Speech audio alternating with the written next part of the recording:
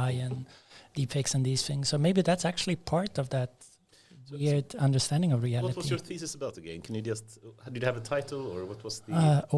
That's long ago. Let's see what, I had to find it. There was something with limitation of perception, something. Let me see if I can find it. It's fine. No, but we got into this topic based on Alex' view on, did you hear the survey in US on recruitment, in, how graduate students that's coming straight out of university now acts and college I would say coming out of and into the workforce, and the joke was, to a Swedish, this is a joke. Yes, is like, have you heard the Swedish college students, they bring their parents to the recruitment interview? Yeah. And it's like, what? So what was this, Alex? Was it some kind of survey, or how did you get about this news?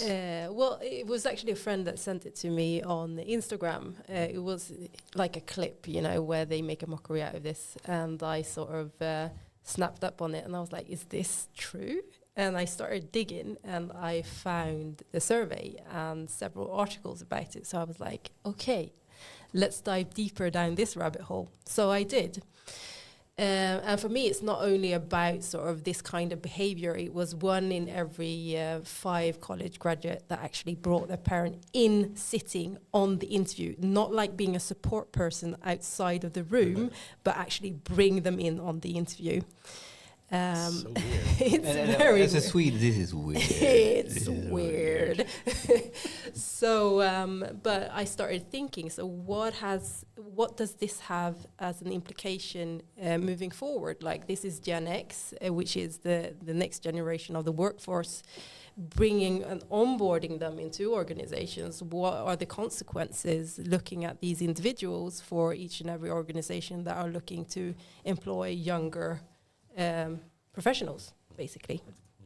So that was very interesting for me, even though it was funny. And one of the key outcomes that you mentioned around the survey is like, well, kind of, if you bring your parents to the survey, you're acting like a baby. We don't hire babies. Exactly. So one of the core impacts is like you're shooting yourself in the foot. Yes. And that is, even in the weirdness of America, even them get it right here. The question is it the kids or the parents that are... that's a good one. Who is curling the who? The chicken or the egg. Yeah, exactly. I mean, the parents should be the grown-up, so to speak, and realize that this is potentially a bad thing, you would imagine. If my kid would ask me that, or if your kid would ask you that, would you say, grow up? Or would you say, of course? I would see it as a personal failure. I mean... Exactly. I would too. If my child was like, Mum, can you come with me for an interview? Yeah. But what if it's like this? Mom, Dad, whatever, I don't have any kids. You're so freaking tired of your kid not getting a job. You just want them out. It's like, have you freaking go there and do it for you? That's the only logical explanation to this. There's a movie around this. There is a great funny comedy. Truman Show? No, another one where they hire Jennifer Aniston as the beautiful girlfriend in order to lure the 35-year-old bachelor living at home with mom to get the fuck out of our house. Yeah, it's a beautiful. Who is it? It's Jennifer Aniston. It's Matthew McConaughey, is the bachelor, of course. Maybe you cracked it. Maybe you cracked it. This is not about the kids. It's about the parents kicking their kids out. I think that's the only logical, but again, people aren't really logical or rational, right? So maybe we're just sitting here rationalizing now. But one of the things you said, Alex, is like, okay, this is maybe a backdrop of the pandemic. It's a backdrop of Generation X growing up now and having awkward social skills. Yeah. And in their most sensitive prime years when they're supposed to graduate from being a kid to being an adult. And they're lacking some of these fundamental interactive skills and confidence, I guess. Exactly. So that is another angle on this, right? Yeah, definitely. Weird. And then, of course, we can take that. We could take that into the bigger picture of weirdness that is sort of convoluted topic US right now. From the woke to the to the curling we're talking about here, to the many weird before things. we jump into all of those rabbit holes, thank you. Perfect cue. Let's welcome you here, Alexandra Davis and Stefan Wendin. Thank It's you. a pleasure to have you here. It's actually the first one this year, right? Yeah. So this is the kickoff. The kickoff. The kickoff. It's going to be extra party then. This is like Yes. we need to start with a cracker. Let's talk about talent. Yeah. Firecrack. And let's start to just give a quick background about who you are. And if we start with you, Alexandra, let's see if I get the background correct. But you can describe yourself. But you're a founder of Next Gen Talent, Yes. right? And I guess an expert in recruitment. Yes. And also, as I saw you write something about using AI to unlock talents beyond resumes. Yes. That is something I'm really looking forward to hearing more about. Absolutely. And then before we jump into I'd just like to quickly also welcome Stefan. And I'm not sure what's the proper way to describe your background as well. It's AI Innovation Officer. Nutcase. Nutcase, that's it. No. Case. That was another way. But actually, Nutcase, Neo4j Prime Evangelist. Is that the same? That was Equivalent. No, but I think it's fun though. It must have been a year ago. When you were here? Yeah, I was leaving Neo4j at the time. Promised myself stay away from working for a year and focused on reading up on everything new on AI, which I did, work with startups, thinking about what actually is going on instead of just rushing for the next fix thing. So I guess that's what I do. I help companies, organizations. Could it be something like you're an expert in AI-driven product development, innovation in something? Yeah. Something like that, in that space. Yeah, I have an angle on this. I want to test it on you. Okay. AI. Is this whole thing about me getting a job so everybody gets rid of me, like the parents kicking someone out? This is the curling part. This is the curling part in action with a professional podcast. Professional team, yeah. I leveled up. But there is someone used the word sometimes to say like when we are succeeding with AI or data, and when we are scaling that up, it's a socio-technical problem. So it's both about the tech stack and all that, but ultimately it's just tech. Is how you organize it from the practices in the engineering all the way up to what you want to do with your innovation. And you're the kind of guy who kind of grasps the tech, but you are really five-dimensionals in the socio part. You understand? Yeah. I mean, like that's your real sort of superpower. Yeah. No, I think is that a? Yeah, I think it's a good thing. No. And before we jump into that, I think it's a great cliffhanger here when we move more into your background of Stefan. But before we jump into that, thank you. Let's hear more about who is really Alexandra Davis. How would you describe your background? What's your interest? What's your passion? How would you describe yourself? God, tricky questions. But I've been running my own business within the talent industry, so to speak, for the last 2 years. I was called a bit crazy or a nutter because I was 3 months pregnant when I sort of jumped ship. I didn't want to go back once I had my child. I've been working for the last 15 years with recruitment and talent in some sense. I've been building functions, recruitment companies, you name it, from scratch, more or less. And that's what I love doing. I love building something that is something more efficient that they currently have, or, basically just do something better with a twist. Yeah. I mean, it's awesome. And we can just say also that, of course, the theme of today is more about the AI-enabled future and specifically related to talent acquisition as well. So, yeah, and I did a post that we're going to talk about the paradox today. Okay. The paradox, the chicken and the egg. Got it. You can start with, we want AI augmented talent and recruitment. What is that looking like? And we can go into the rabbit hole of what those capabilities are. Absolutely. But kind of starts with, first you need to know how to organize AI and recruit the right AI talent to build that for you or organize that for you. So it's the chicken and the egg of the normal talent to get the right AI talent in order to get to the AI augmented technology talent. Correct. That's the paradox. Yes. Another awesome topic to add to the list. There's several topics hidden topic in there. machine. That's a topic machine. But perhaps just give a bit more about the background. What's your educational, or how did you come into the recruitment business? Yeah, so this is a plot twist. I actually studied law. Oh. Yeah. Didn't like it at all. Good for you. It wasn't for me. And I sort of discovered this 2 years into my studies. And I was just like, okay, I don't have a backup plan. What the hell am I supposed to do? So I just carried on through it. And then I came out and I sort of like, what do I want to do? What do I have a passion for? I was like, first of all, I like people. And I want to work in an industry where you are able to solve problems, and I want to be able to build my own brand. Right. And the recruitment industry back then, this was in 2008 and 2009, was a bit, underdeveloped. LinkedIn wasn't really around to start off with. That kind of gives you a sense of where we were at. And I kind of like that. And I had a thought in my head that I wanted to make a gold standard in some sense. I wanted people to sort of like, if you come to me and work with me, you know that it's a gold standard and you're going to move away from that process or working with me, feeling as if you don't want to go to anybody else or you remember me. So that's been in my sort of the back of my head throughout these years. You mentioned LinkedIn as well. I think all people, including myself for sure, because I've been recruiting for 15 years as well or more.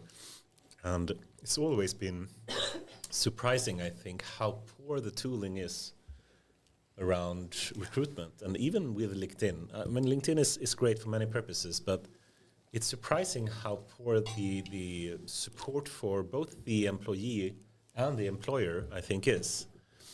And even if you take all the top branding tooling that you do have for recruitment, I think they're also lacking, the basic kind of AI technology.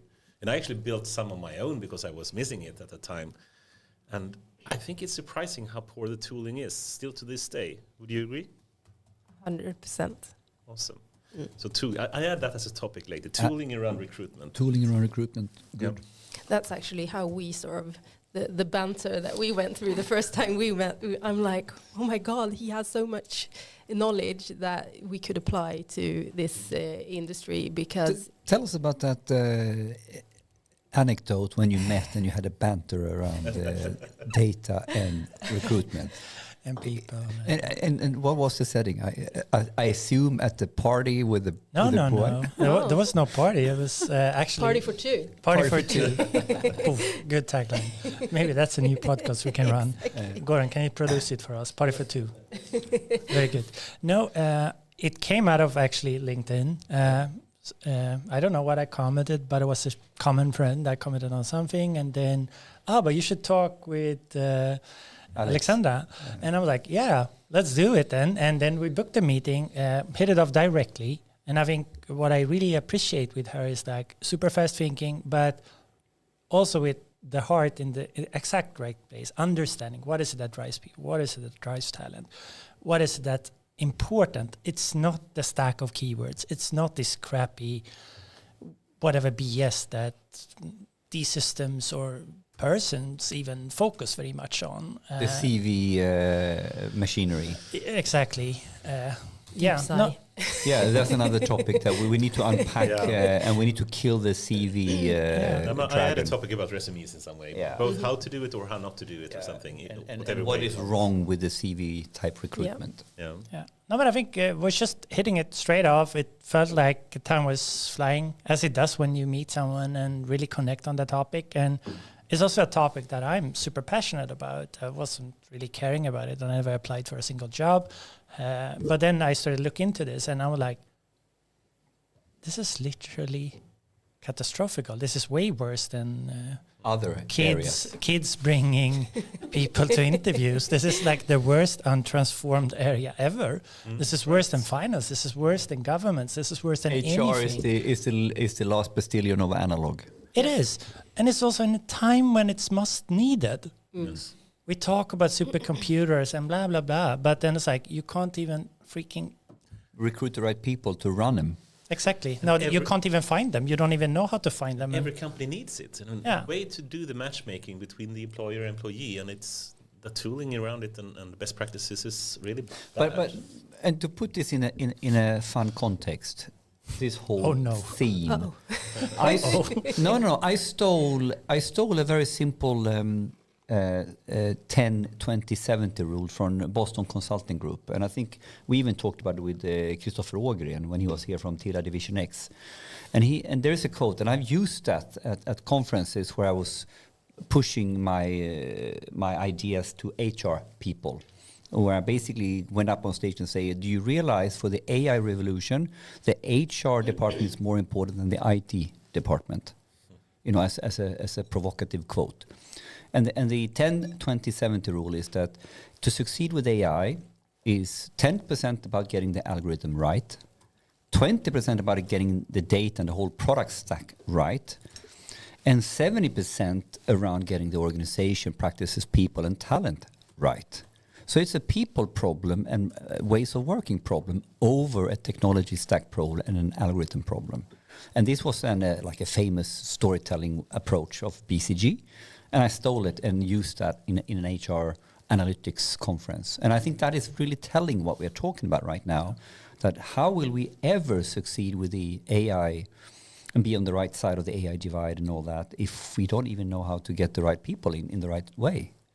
No, and the funny thing is, I actually read before I came here, I was like, svenskar and the internet. I read through that just quickly because I remembered it said something about AI and how we're adopting that in the future. And I started looking through the numbers, like the skepticism about AI, and a third of Swedes are very skeptical, and the impact that AI will have, it will have a negative impact, I would say, on the future.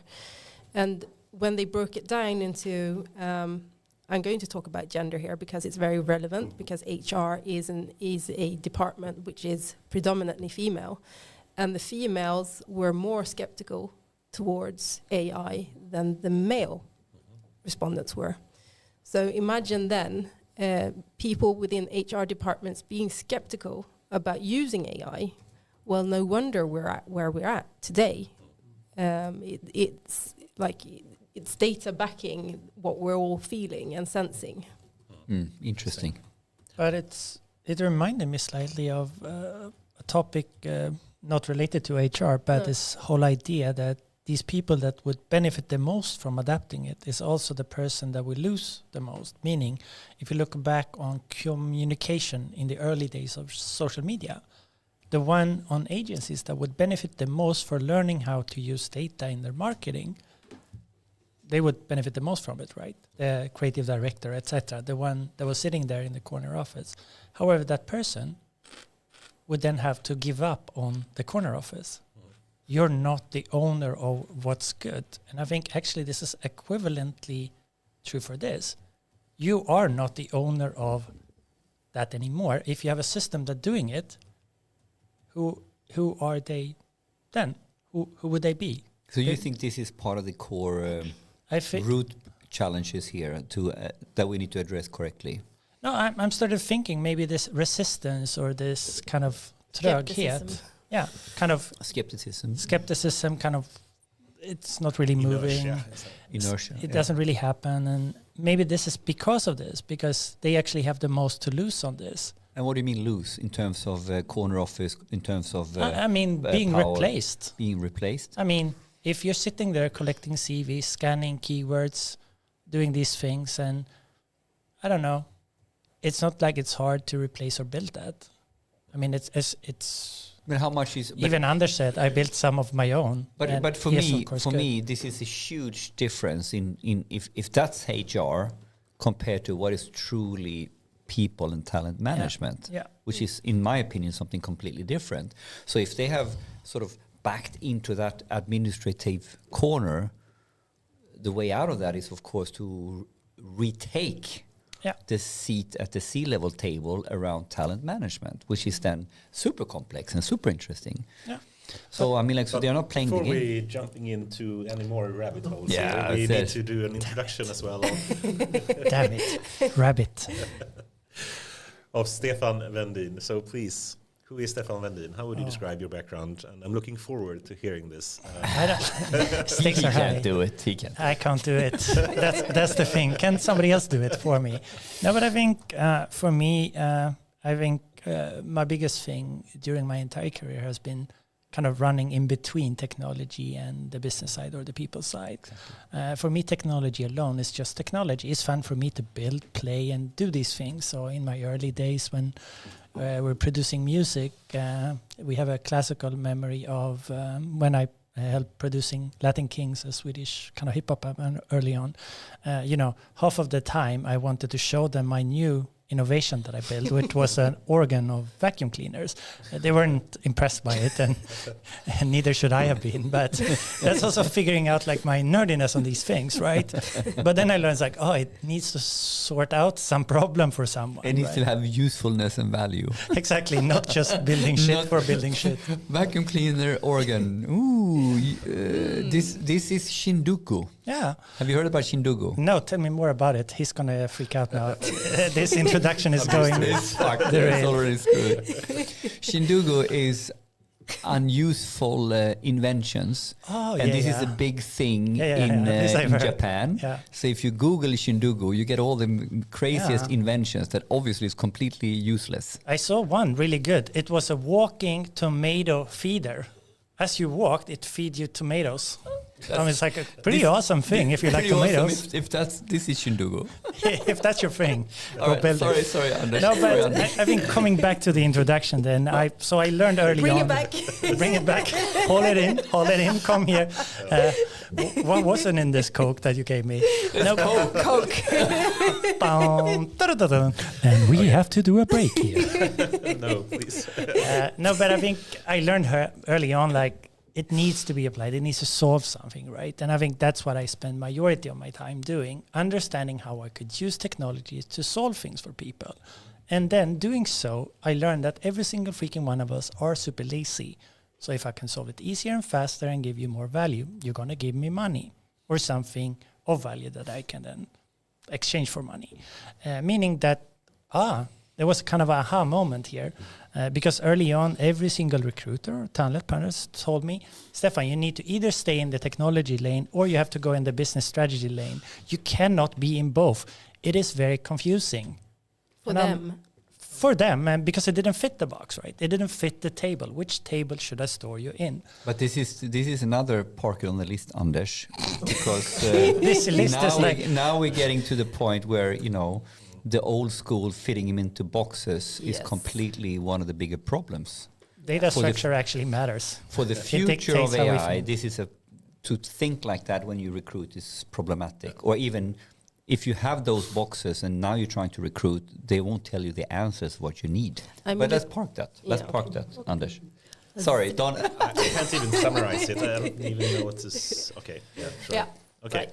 Oh my God. Please carry on. Yeah, carry on. Yeah. So without further ado, let's carry on.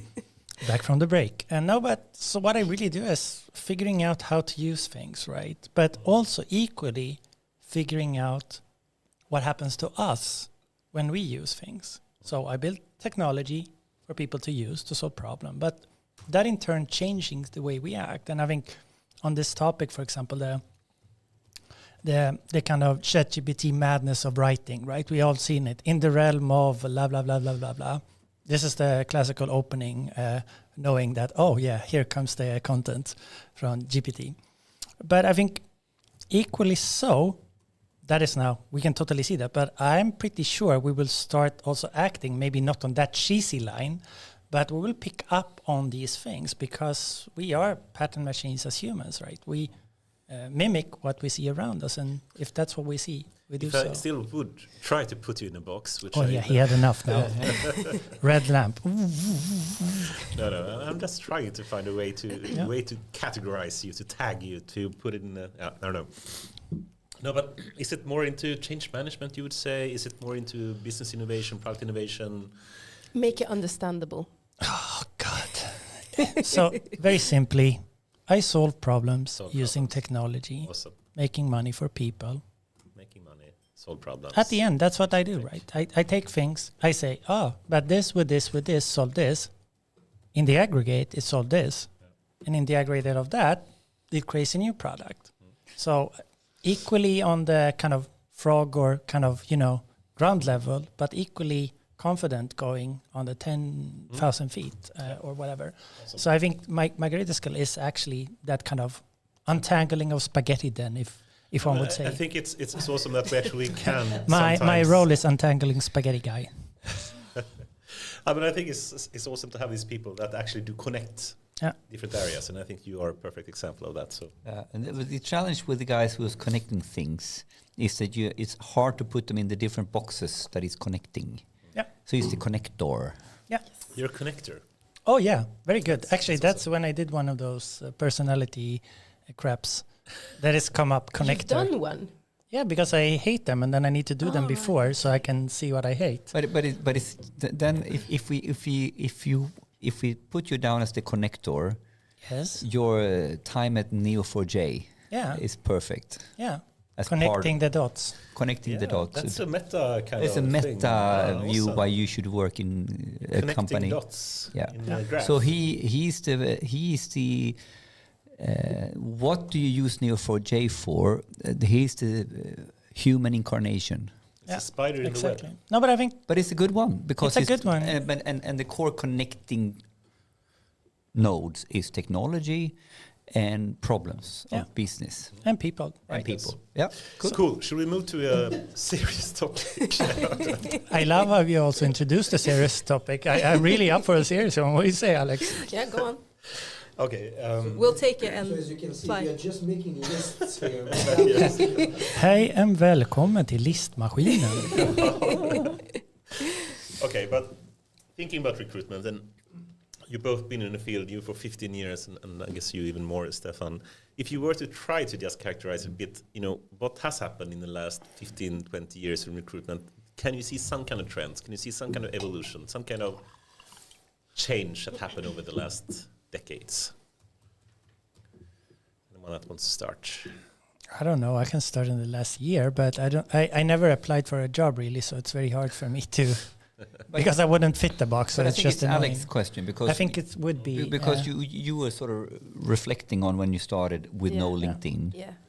And then and we talked before, like how we could be sort of compartmentalized, and you are the tech person, and I think you put it really well upstairs. Like some of those views and models, dogmatic views of how you do recruitment, is simply out of the window today because we are living in the intersect or something like that. Yeah. So if you could take us through that thinking or that maturity of a point of view on this, I think you have it.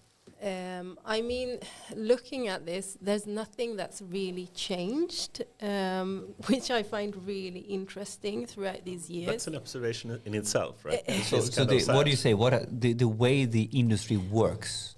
The way the industry works has looked the same throughout the years. Interesting. What's different, at least this is my perspective, what's different is that you can do the same thing that we've always done faster, bigger. Like AI is enabling us to sort of keyword search, but you have a computer or a robot that does it for you. So it's still the same sort of traditional way of doing things on steroids.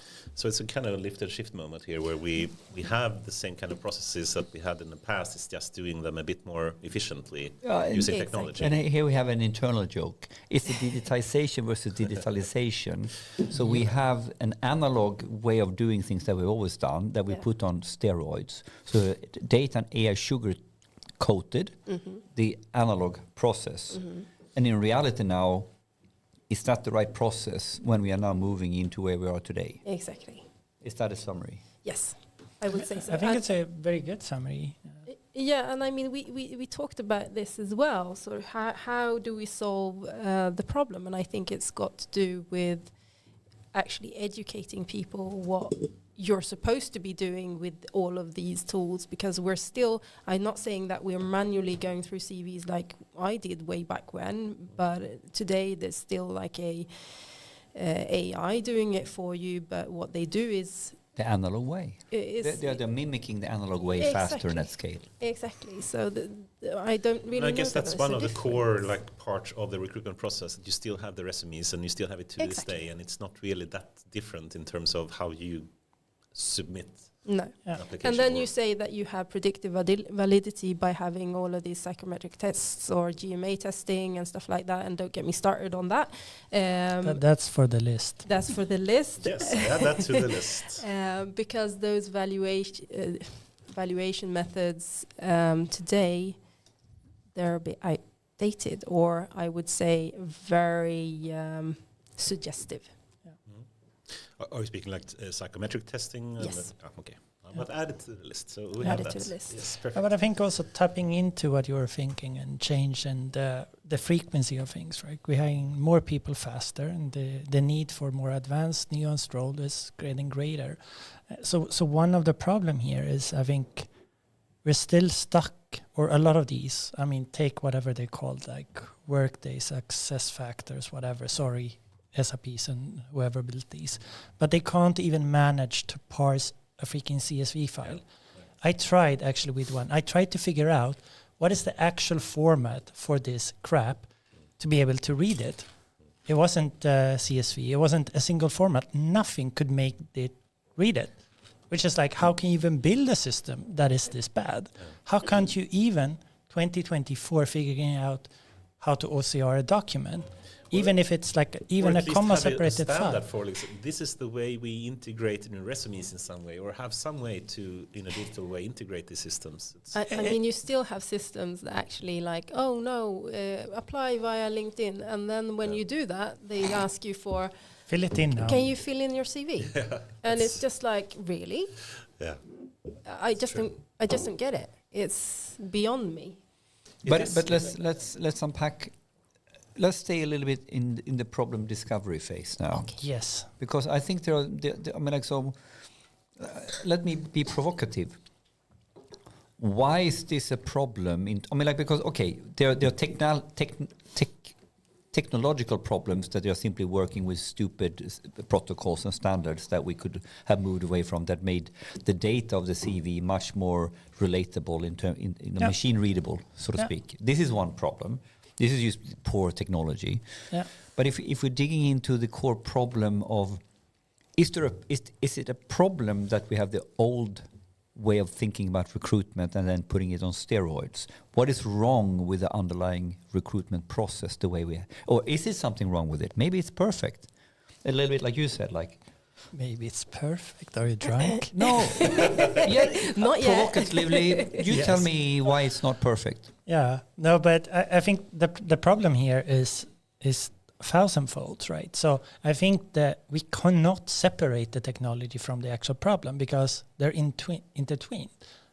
We create system creates us. That's how we think. That's how we act. So one of the problems here is if you have a system where I can't even input a CSV that I spend 4 hours formatting for you, if it's that bad, most likely it's going to be equally bad in the mental model of the person on the other side. Because if it's hard for me to put shit in, imagine receiving that shit on the other side. Imagine what type of person stays in that situation and think that this is a good thing. It's not going to be the one I want to talk to, that's for sure. But equally the problem now, because then we can add smart technology to this. And I think I did a fun thing. I scraped a little bit of LinkedIn, and then I looked for prompt parts in job descriptions. Oh my freaking God. They didn't even remove the part of their kind of recruitment's prompts thing. So they have a prompt structure, which is even in the ad, which is like, come on. So you mean it's so obvious to use ChatGPT to write it, and the prompt is still there? Yeah, and this is nothing new. This is the same thing that happened before, if you think about these things, right? So how is it usually when you need to recruit people and you have to recruit shitloads of people? Maybe you are in a hypergrowth company. Maybe it's the prompt is a template that you fill in. Yeah. No, but equally true the same. Like, we need to hire one. Who should we do? Who is that? And then you scrape some shit together and put that there. And then that poor recruiter then tried to write that in a nice, neat way, structured, which then goes out to a list where you kind of check for keywords, but that list, nobody really cared. They just put some in. You copy-pasted an old thing. and do so. And now we do that, but we do it with a computer, so it goes even faster. So we've scaled up shit. Yeah, shit in, shit out, and now we heated it up and put it in a fan like this. Put that on the list if you want. I'm not going to. Put it on your shit list. Okay, so all right. So but let's assume that for sure there is a problem. We have not seen innovation in recruitment for a long time. No. What can we do then? If we move, can AI be of some assistance here? Can we find a way to improve the system? Oh, this is fun. This is what we talked about. This is all you, yeah. No, but we can talk about it together, I guess. That's why we're here. No, but I think one part is that people should be able to do this better. And then nothing happened. And then Alexandra shared some stuff with me that I could check out. I'm not going to put out any names, but there's a family of GPT recruiters. Again, the problem is that we do not understand. When you say GPT recruits, what do you mean? Kind of ChatGPT equivalent part. So it's the classical chat interface, upload whatever job description. So it's a service that you have and it has a language model in it. So. Yes. So it the fan. Yes. It looks it looks extremely good on the surface. You get it back, it's scored and everything. It looks super impressive. But I'm like, but if this is built on a transformer structure, how can this take care of the problem of in and out of distribution? Because if you're looking for a job, what is the first thing that you would likely do? You will go to your LinkedIn and you will update your profile, meaning that that training data set is not the one representing reality, right? I even tried this with 4 of them. I took persons from the company, took their LinkedIn, we created exact job descriptions, so to the fact that it was like, it needs to be working in X, having a podcast called AI After Work Podcast, and he needs to know these people that runs a conference over here. It's like, it's that detailed. Page 47, which is the problem, like using such a technology without, for example, a RAG pipeline or whatever, to at least have some sort of accuracy. So again, we have a belief that we have a solution to something, but we're using technology, I would argue, in the wrong way. In the wrong way in this case. So it's a lift and shift again. So you just use AI in this case to just scale up the old process. Yeah, the old kind of thinking in that way. And it looks super good. It looks super neat. But at the end, it's just that with now golden dust on top. And I mean, to make it a bit more understandable and relatable is like a recruiter, what you basically do when you search for candidates is you do a keyword search on LinkedIn, or if it's GitHub, or if it's any other platform where you potentially can find candidates, right? And then you get a robot, AI, whatever you call it, doing that for you. So that means it's limited to my knowledge of which keywords to put in. Right.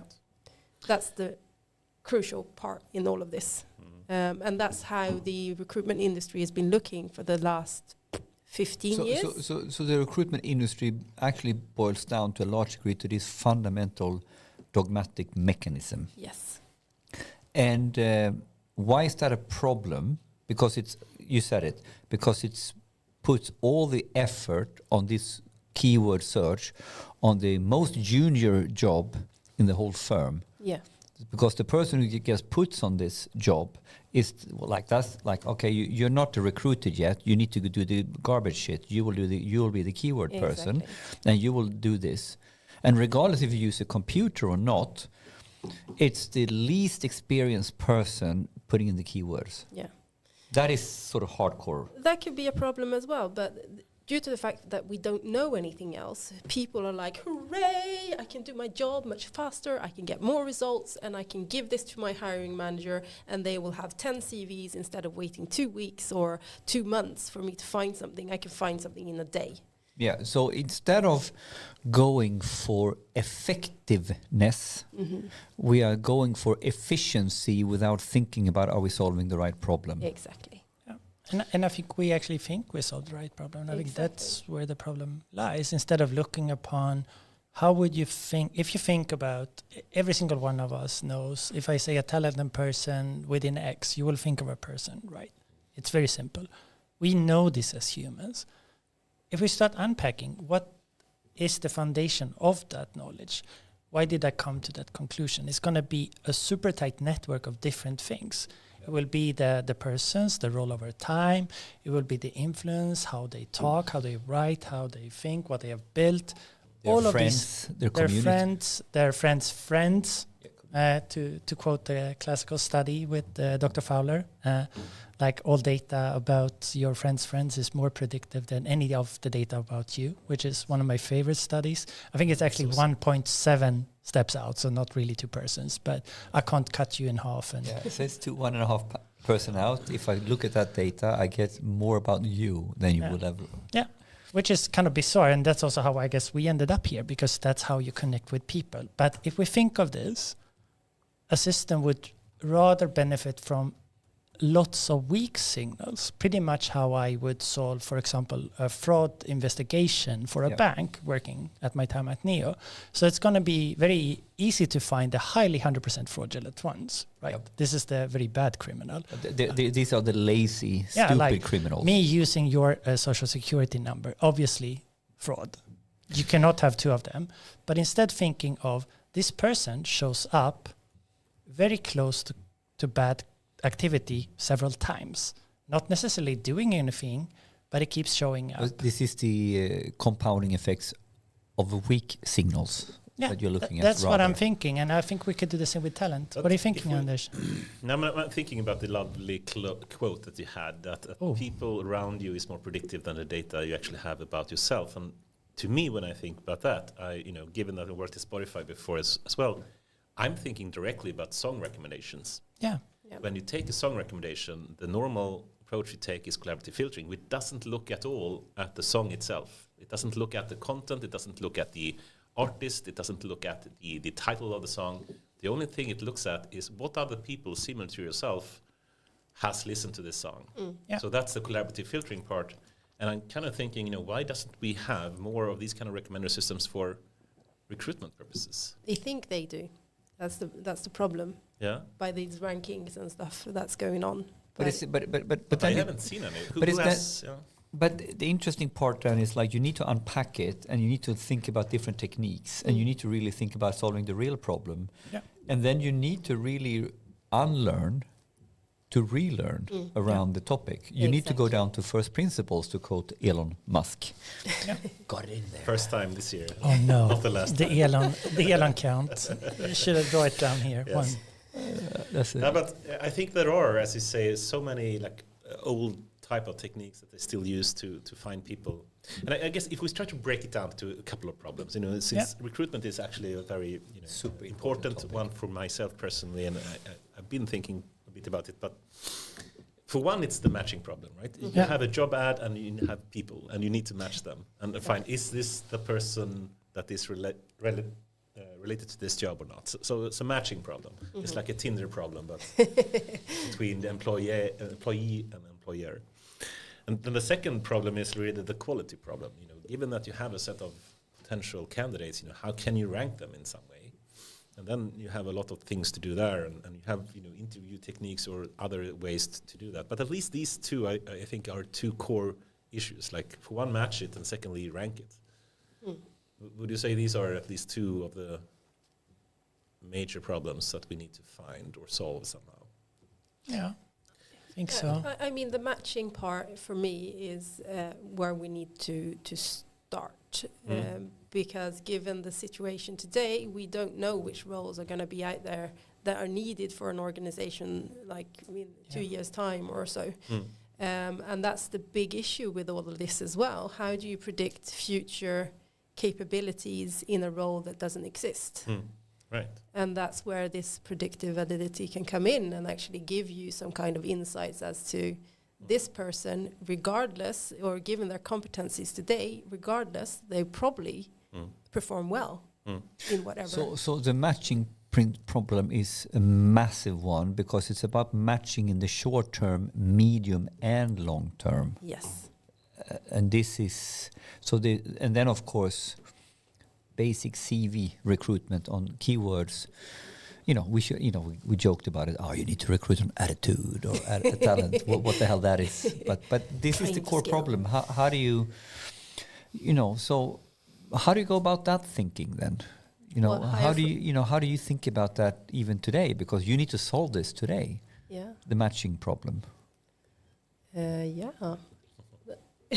I'm looking at this guy. We have to build I it. want to hear yours. How do you tackle that today? Because you need to tackle this on a daily basis. Yes, we kind of do. Looking at today, we use a lot of these GMA testing or psychometrics. Should we move there to this topic? Shall we go there? Yeah. Let's do it. Can I go to the bathroom then? Yep. Oh, sure. Absolutely. No, I'm joking. It's just that I wasn't interested of the topic. Sorry for my bad sense of humor, everyone. Sorry for my bad sense of humor. I didn't understand it. Okay. Lack of humor, bad sense of humor. But I guess that moves more into the ranking issue. How to rank people. And what's your? There are a number of different tests you can do, standardized tests and whatnot. Can you just give a quick description and your thoughts about them? If you have psychometric tests in some way. No, but I can do it. Is there no value at all?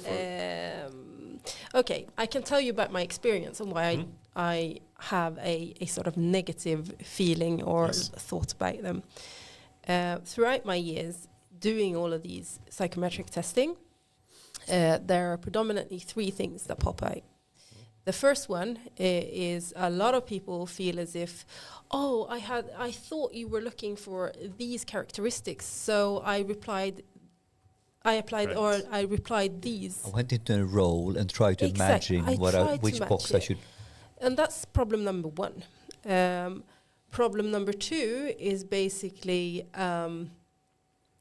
looking at the logical part, because that's also a part in all of this. You can train yourself to get better at these tests. Like the IQ test part. The IQ test part, yes. I've done it several times. It's a rabbit hole there, but I'll bite my tongue for now. Yeah, you can, but it's based on my experience, because I've done a lot of these tests, and I'm like, I wonder if I can train myself to become better at these. And I did. I was like top 1 percentile. 99% of these companies selling these tests also offer training so you can get better at the test, which is just literally, if you look upon what you're actually validating, you're validating how desperate one person would be to pay to learn to do a test to get a job. It has some merit, but maybe the measure is actually submissiveness, and that's what they're looking for. Then now I get it why I never get any job. I think there are different types of tests. Some of them are horribly bad and you can train, but there are some. I'm talking to the general mass here, and the third part is sort of like I think you're talking about is like, I need to evaluate the candidate. I have to go through the results, which means I'm putting all of my bias into this. There are 188 cognitive biases. To think that I can evaluate a candidate and not be biased because I'm trained in the system is just like nonsense. So that's the third issue.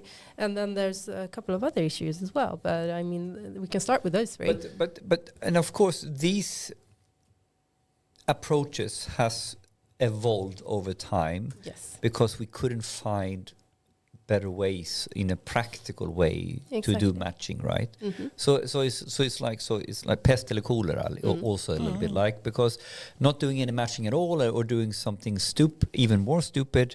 So they've had usefulness and merit, and we've been challenged to figure out a better way to do these matching problems. Or ranking. Or whatever. Right. Like so. Ranking, for one, these kind of standardized tests, they test some kind of the G factor, as it's normally called, and that's some. Yeah, it's the underlying intelligent score. The G-faktorn. But, I never heard that before, by the way. You're thinking of something else. Let's not put that on the list. I thought, no, don't. Anyway, we're going to go to a short break, and we apologize for any inconvenience that may have been caused. IQ scores, that's one estimate of the G factor, the general intelligence kind of factor. General intelligence. And then, of course, it's not. It doesn't really measure what you really are hiring for, potentially. Exactly. So it's very general and it's not specific, and it may be completely off-putting or wrong for the job you're hiring for. So, but at least it's general.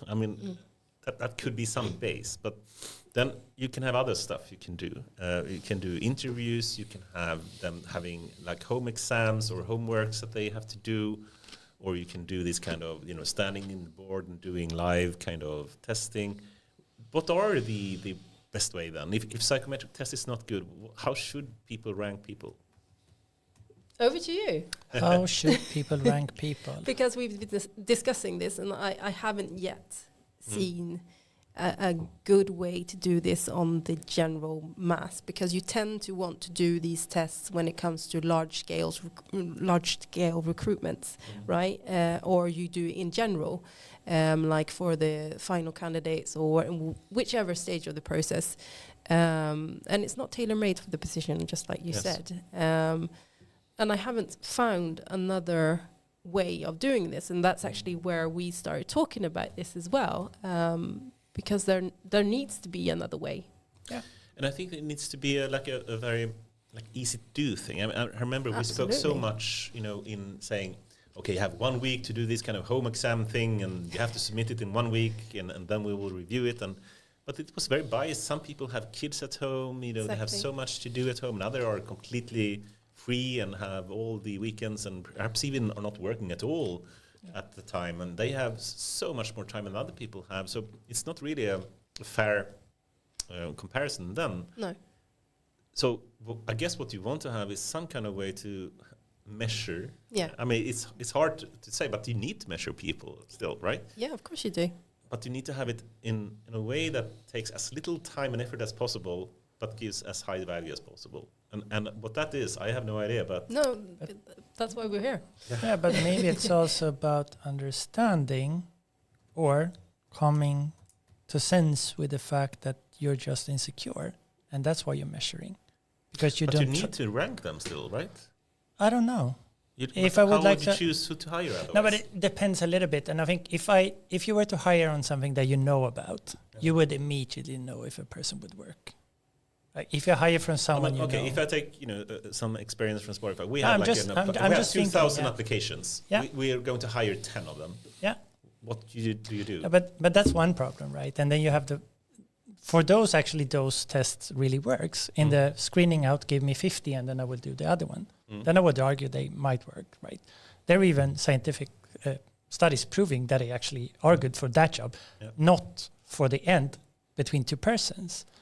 And I think the problem is not using it for the 2000s. It's an early screener, and but the problematic part is a lot of people are using it for the final with maybe 3 candidates, and then it doesn't even have scientifically proven. It's actually suggested not to use it, and yet still we use it. And I think the reason for that is that they're too cheap to give the 2000 the test. So they just screen out, and then they use it as almost this kind of thing. No, but I did the test, therefore, if this person failed, I cannot get fired because I have evidence. And I think that's actually a lot of the part, the way we use it, rather than finding the right person. And then the question would be, wouldn't it be better to educate the people, looking for people, to actually understand what the company are looking for and spending more time in that? I think that would be actually some people are better at the job than others still, right? Absolutely, and that's the future of recruitment. Yeah. It's like there's gonna be a seismic change, but the industry isn't understanding that yet.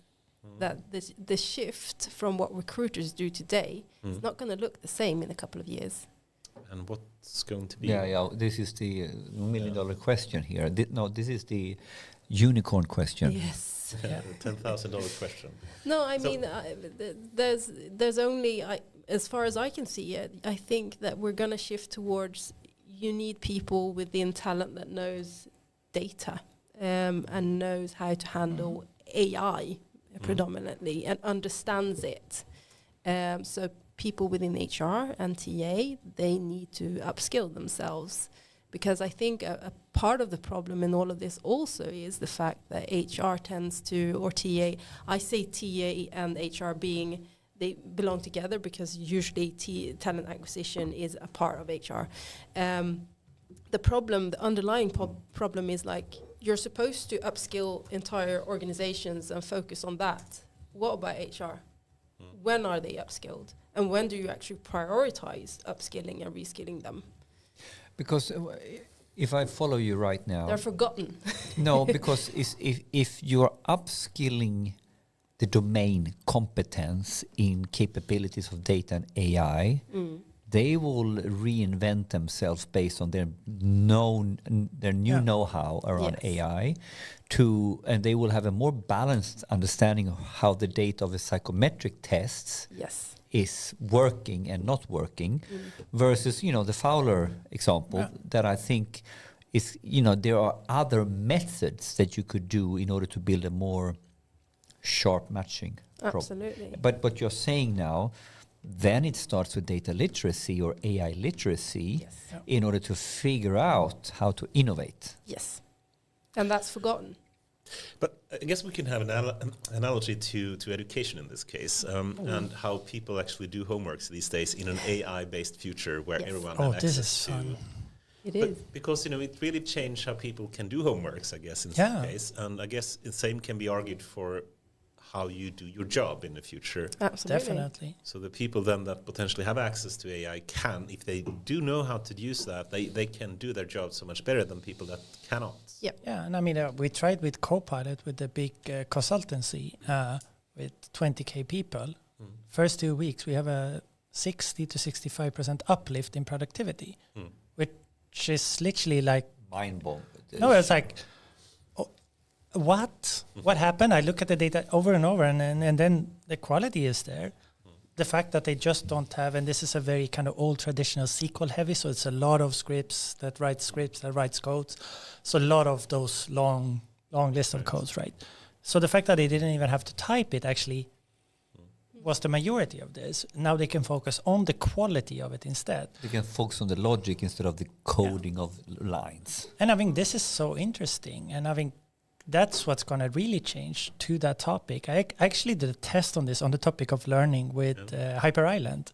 I usually bash Hyper Island on one thing. They're amazing in the creativity. For the record, you've been working there for 13 years or something. Yeah. So it's like, I'm a fan. But then the more you love something, the more you also have feedback about it, right? At least that's with me. No, but one of the things that I say is like, we shouldn't be afraid of actually doing coding because they're primarily focused on non-technical skills. They also have technical skills, but you wouldn't have, if I go to KGH and I will teach about graph neural networks, that will be a complete other lecture, right? But then I was like, no, it doesn't have to be like this. So this year I had a stupid experiment or a stupid idea, as I always have. So I said, okay, back to your idea of Spotify. We're going to build a recommendation engine running on a graph neural network in 1 week without any prior knowledge of coding. We're going to build it on Neo4j. Here's how you download it. Here's the data set. I took a data set that I got from Spotify. I also effed it up, so it has the classical data engineering problem, so they had to clean it. There's the duplicates, it's the wrong format, so all different letters scrambles. The classical things. They had to figure out how to normalize things and so on and so what, and import it, write that. What is very funny of this is that this is before the update of GPT-4, meaning it's trained on Neo4j 4. Wow. They have to use Neo4j 5 to be able to run the vector stuff that we're going to be used later on. So they can't actually ask it. If they ask it, it's going to give you the complete wrong answer. So what they have to do is do some sort of memory prompting, right? They have to go to the documentation, take the syntax out, put it in. I'm trying to do this. How would I do it for this example? Meaning they actually learn how to use technology. And I was thinking, there were 50 people in this class, and I was like, will this ever work? I was like, why did I come with this idea? It's completely stupid. What blew my mind, at the end of that week, 3.5 days, 8 of the groups showed up presenting a recommendation. All of them tackled the problem of a good recommendation is not recommending a song that are alike. Because if I like Taylor Swift, I don't need 10 more Taylor Swift songs. Exactly, yeah. I need something that I didn't know that I liked. That's when I get the epiphany moment. This is when I tell my friends. And they all did it, which literally shook me to the core of which part of knowledge is it that we actually are measuring and what should we be measuring. So what I look when I trying to find people is how they think about these things, how they think about creativity, how they think about grit, for example, how they think about persistency in these things. And I'd rather have a discussion about if the person worked in a bar, a photography assistant, or any other slightly humiliating work, which is just grinding, right? For me, that's actually more valuable. But perhaps that's a good segue into a question more about, one, of course, is to test what kind of facts you know about, how is C++ programming happening and less details about that. I mean, that's what you're looking for in the CV. That's your comfort blanket. Yes. So that's what we're doing today. Yeah. It is to a large extent, right? But then it could also be more personality testing, saying you're more of a creative person. Perhaps you have these kind of big 5 ocean models where you can see if you're openness and conscientiousness and agreeableness and whatnot. Is that something we are lacking a bit today? We should be more on the personality types rather than the fact-checking type, or do you think? There are these tests, but the majority of these is when you have to you get a questionnaire. This is a made-up scenario. How would you react? And then you have 4 that you need to pick, right? Mm. You should be very stupid if you don't know which one to pick already there. But what is equally interesting, I actually did this with with an interview that I was, because I refused to do those because they can explain it, why it has a value, and then I will do it. They haven't passed yet. But what is equally fun that I added the CEO of the company into the thing, because that's the one I had the discussion with to that. And then we had the bouncing back and forth and explain why it didn't work and so on. Now we have a very long list of a conversation, which is a real conversation. I took that, I pre-trained a little model on the framework that they actually are using for the valuation. I said, here we have a real scenario. Let's see how we compare on this. And I sent the data of me, the CEO, the recruiter, and the recruiting manager. They weren't super happy about that. No one got the job. They didn't score high on the thing they were looking for, which is also interesting. So one thing that is actually interesting is the ability to use, for example, language model to structure these and look for things and then do the analysis on that. And you can do this on interviews as a backdrop, how people handle these situations. And now we're starting to get more interesting to an interesting kind of gut feeling of these things and segment these out. So I think that's what I'm looking for, to see more of those kind of things, because now we are mimicking again how we take decisions. And it's not so easy to hack it in that same way, because if you have... Alexandra, back to the whole thing that, we got into it by saying, like, well, I'm actually looking for grit. Or something else. Actually, that's going to be the denominator. Or I'm looking for how sharp or how willing you are to learn. Yeah.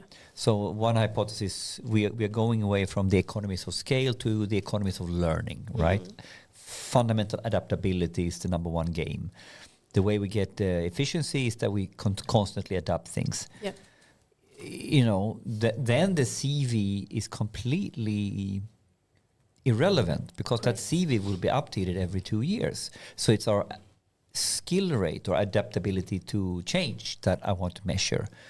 But what are we looking at then? Where does that lead us in terms of what you're matching on? And you said it right. You have this. You're trying to find the attitude or something like that. Like there are tests for this, I guess, as well. But I think that's a big shift in the matching game, as is not matching on the competence requirements. It's matching on grit, ability to learn, ability to adopt. 100%. That's what we need to do. And what are the what are the current ways to match on those things compared to the CV things? What is some of these tests, right, is there. What else?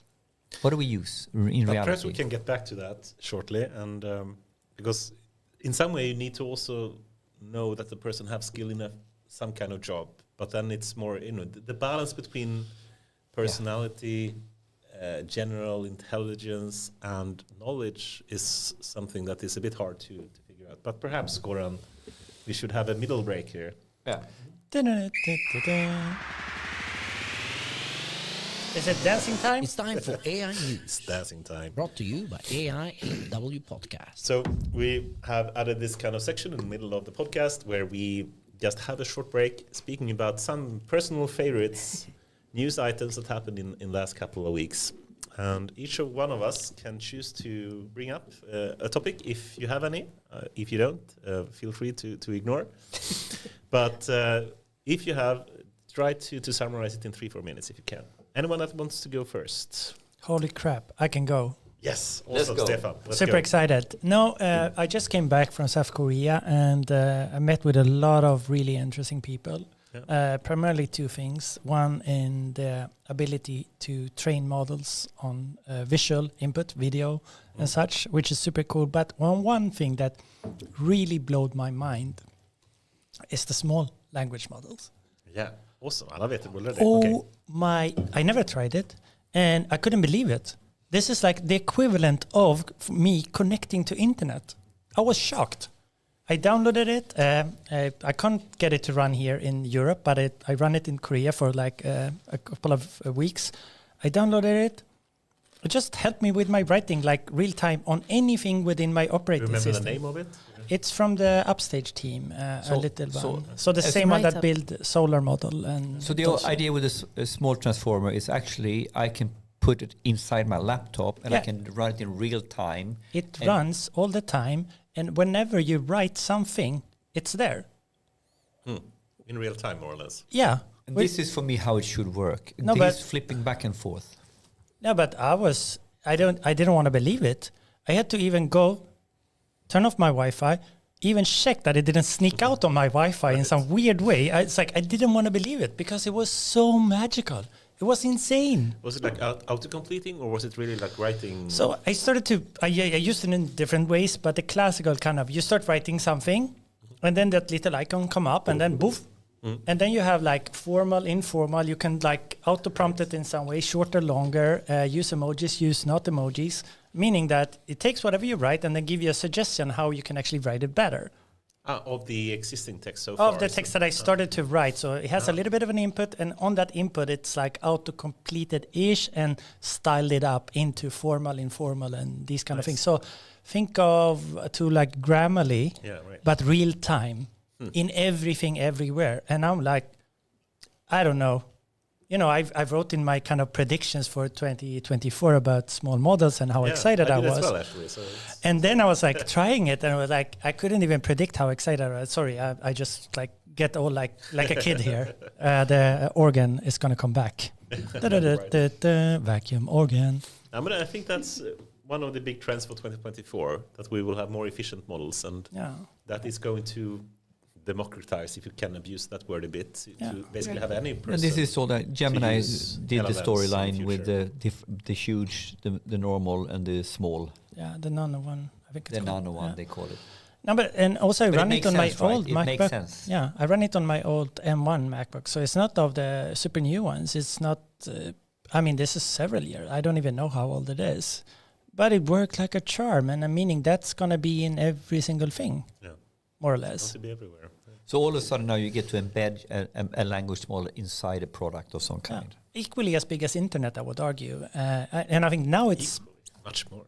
yeah. No, I'm trying to be nice here about internet. There's people here in the internet watching us. Okay, so that's good news. Alex, do you have anything that you want to bring up? No. Okay. Good. I was thinking we're gonna go back to that topic, but bring your parents. Yeah, actually, that was the news. That was the because exactly. that was a news topic that we can now bring into this, because if we're cutting it, there was an Instagram. There was a storyline around recruitment in US. Yes. Tell us the news, because this is news because it's Again. 3 times. It's enough now. all right. He has Sounds good. forgotten. All right. Goran will Do you cut want it to back go? in. Do you want to go next? Yeah, sure. There's a lot of stuff happening, and it was actually a number of weeks since we had the last podcast now over the Christmas holidays and whatnot. So it's hard to choose what to really pick up on. But the one I chose is actually something that I have mixed feelings about. It's called Alpha Geometry, and it's from DeepMind. And it combines this kind of traditional rule engines or symbolic engines with more language models. So in this case, it's in competition, a math competition called the International Math Olympiad, and it basically became as good as the gold medalist, or between the silver and gold medalist of the best humans ever competing in this kind of math Olympiad. And it's in geometry kind of math type of tests. But of course, super impressive.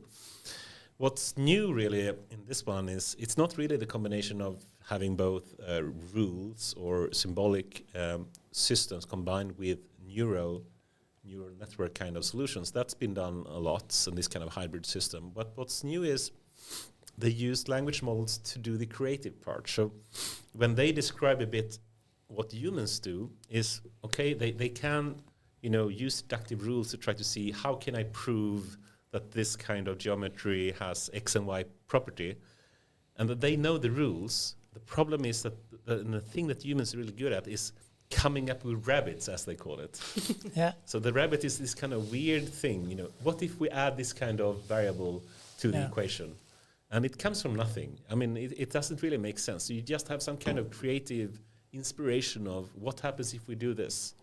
And that is a really hard thing to do, especially for a computer, because it doesn't have any sense on why should you add this specific thing. So some kind of intuition is guiding humans in finding solutions for these kind of math problems. Now, what they were able to do better than anyone before was use large language models to do the creative part of pulling the rabbit out of the hat. I would say that they are basically taking the problem that a lot of people see with large language models, which is hallucination, that they just make up things that looks good, but actually using that as a feature. Yeah. So suddenly the ability for large language models to make up stuff becomes useful because it's still related. It's based on some kind of intuition that you can't really describe. It's just that, okay, let's add this in the language of math in this case. And suddenly they first try to do is just with rules. They may fail finding a solution. Then they ask the language model, please add a construct or a new rabbit. And then they try again. And it may not work. And you try a second and a third time. And then by adding a number of constructs, suddenly it finds a solution. It solves the problem. It finds the proof. And this kind of combination of using neural networks, large language models, to be the creative, hallucinating kind of part of humans, combined with the very deductive, logical kind of rule engine, is very fascinating, I think. Yeah.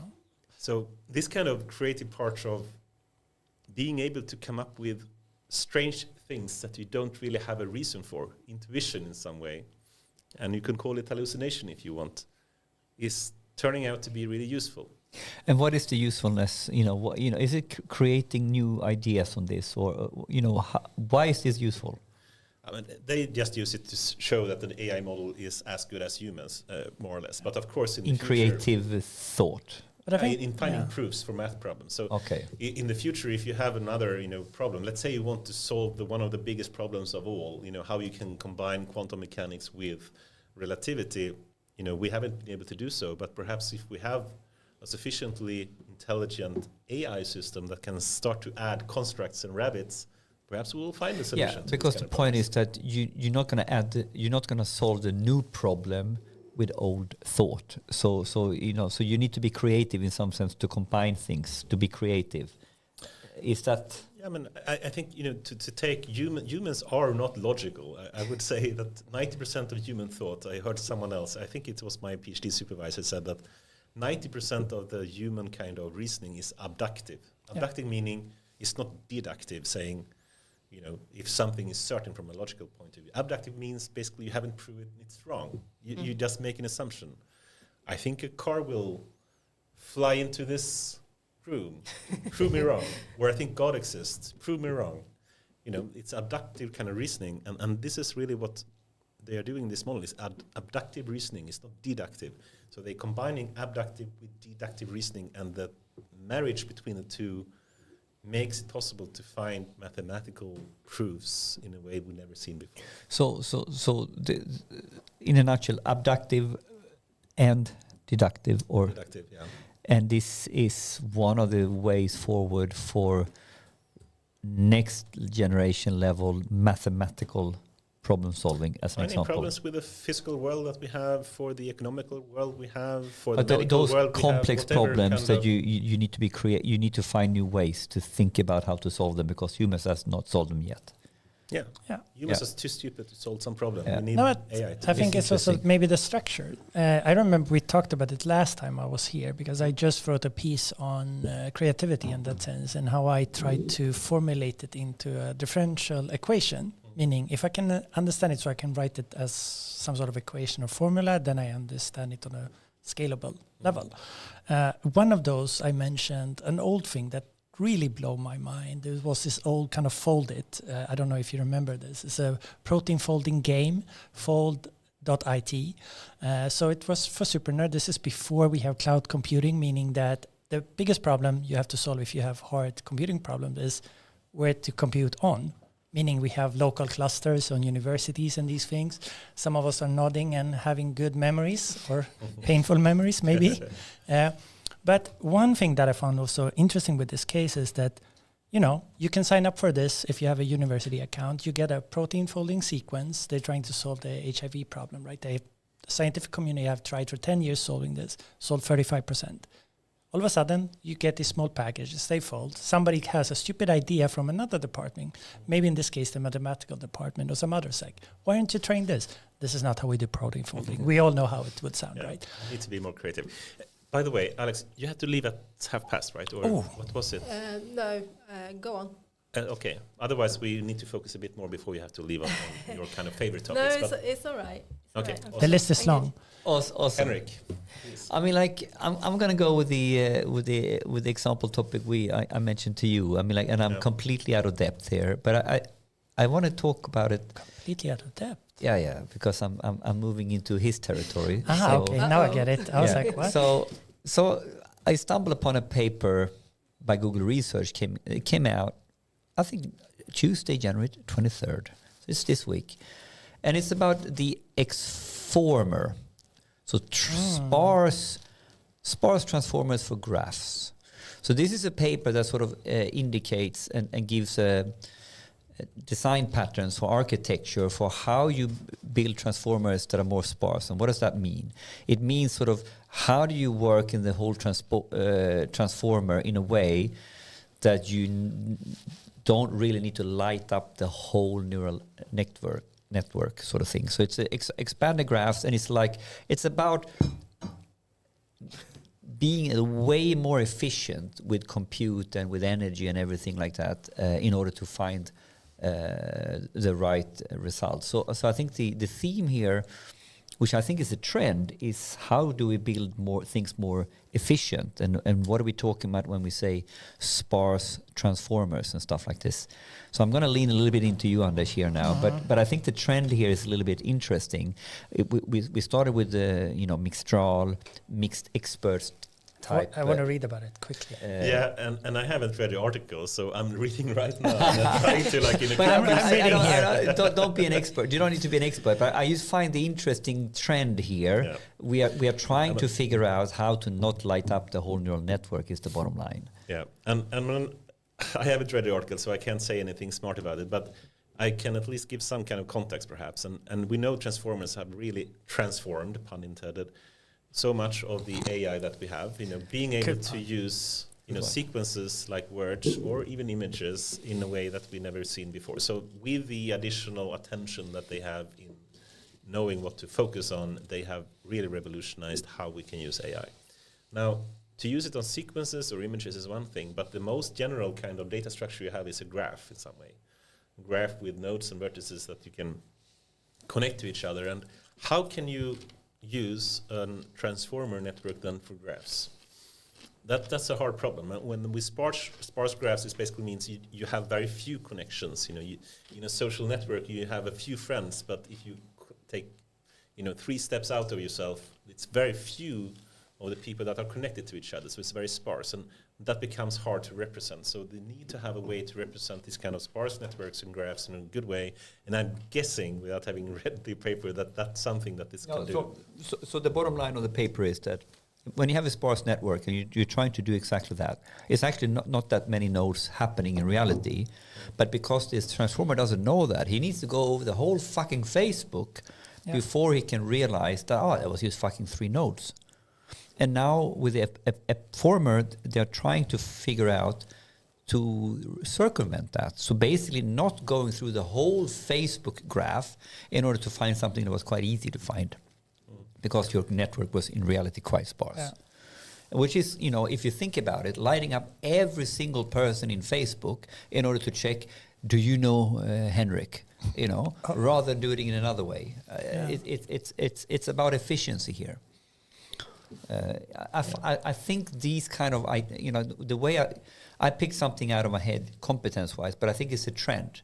With the mixed expert approaches, with the nano approaches, with sparse network approaches, this is a major trend for 2024 around efficiency and smartness. So we're going to see, what is GPT-5? What's it going to be? Is it going to be more bigger? Is it going to be a mixed expert? What are the driving forces? One of the driving trends is efficiency, so we can use it in different ways, embedded and stuff like this. This is my sort of take. I think it's a way to use transformers efficiently for a new structure, which is graphs. There's been other times, Robert Luciani loves graphs, Yeah, he had this story. He's been using transformers for quite some time. I was gonna ask Robert, because he used graphs and transformer to solve traveling salesman's NP problem, and he had an idea, and he's been proving it, but no one understands what he did 2 years ago. And I think now we're getting proving it. That was, but I don't know. I haven't still seen any. Mathematically, he was claiming he could. He had his. He could prove it. He didn't prove it. I don't know. But he claimed he could prove it. That's not proving it. No, I was in a business meeting with together with Robert with the guys at AI research at Volkswagen, talking about it's an optimization problem in the transport ecosystem. They didn't get it. Yeah. But in reality, like what he did is, thinking about transformers in a GNN and combining that smartly. And I think this is kind of going in this direction, I guess. I don't know. I haven't read the article, so I can't. But GNN and transformer are very alike anyhow. Yeah. Goran, do you have any topics as well, or should we move back to? Yeah, I know. IPA topic. So, okay, we'll skip it. Awesome. Let's get back to the topics, and you can stay for some more time. Then, yes, 7-ish. 7-ish minutes. Okay, but then no, not 7-ish minutes. 7. Okay, cool. 42-ish minutes. Then we don't have. Otherwise, I was thinking, you can choose a set of topics that you most prefer, and etc. That's all right. Okay, I think we should go there anyway. She can choose. I don't know. Bring out the magic list. Where is the list? But can we move to the resume part, perhaps, and just speak about resumes, because that's one of your thinking or writing about, how to move beyond resumes. So, what are you thinking there? Can we move beyond resumes in the future, you think? Absolutely, without a doubt. And I think once we do, it's going to disrupt the entire recruitment industry, because I think we're going to take one step further away from having a step in between sort of hiring employers and the candidates. I think that once that stechnology, because I think it's just a matter of when, not if, that's going to happen. And once it is in place, the recruitment industry as it is today is going to change, and they're going to have a tough. But do you have any thoughts on what comes next in terms of resumes evolving into what? But can we think like this? Maybe I got a stupid idea, because the resume is literally a snapshot of something. Exactly. What if it is real time? What if it's multidimensional? All of a sudden, it's not just a curated paper of something, but rather taking consideration whatever is happening at the time, because the CV gets very outdated quickly. It doesn't take into consideration. How would it work in practice? Yeah, what is your vision? I haven't thought of any architecture yet. No, it's just a stupid idea that I had now. I was like, what could be the difference part? I mean, one part is having a non-static one that actually interacts within that. So maybe now we're here talking, maybe that would update some score of something. For example, finding people alike doing the same thing would be a part of that.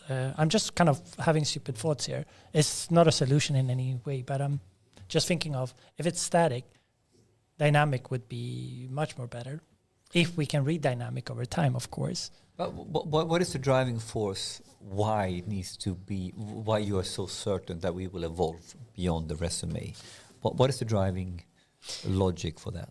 I mean, I think we touched on the topic a little bit earlier. It's the fact that we don't know, we can't predict what tomorrow looks like. And how do you hire for that? Because like you say, Perfect. I mean, CVs are very static. It's a snapshot of your current sort of state, what you actually bring to the table right here, right now. And it's actually, like, I sit as an author of my CV, and I put in things that I think are necessary, but I mean, it's guesswork when you sit as a recruiter or a hiring manager on the other side. You have your idea of what the competencies need to look like. So, I mean, that's what it also, like, it's static, you know, and the difficulty there is merging those two pictures together and giving the entire story about the background of the candidate, because it's much more than what it says on the paper. But maybe that's a key word you used there. Yeah. We're using the resume as a proxy for I want to get your story. Yeah.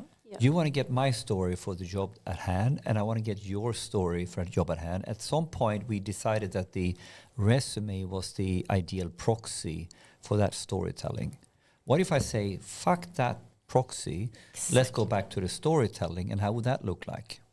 Yeah, because I think also as soon as it becomes dynamic, it becomes the story. It becomes so much more vivid in that sense. And if we go back talking about prediction of GPT-5 and stuff, and how most likely we will be trying to both train and output video. But how would it work in practice? I mean, how do you get to dynamic one?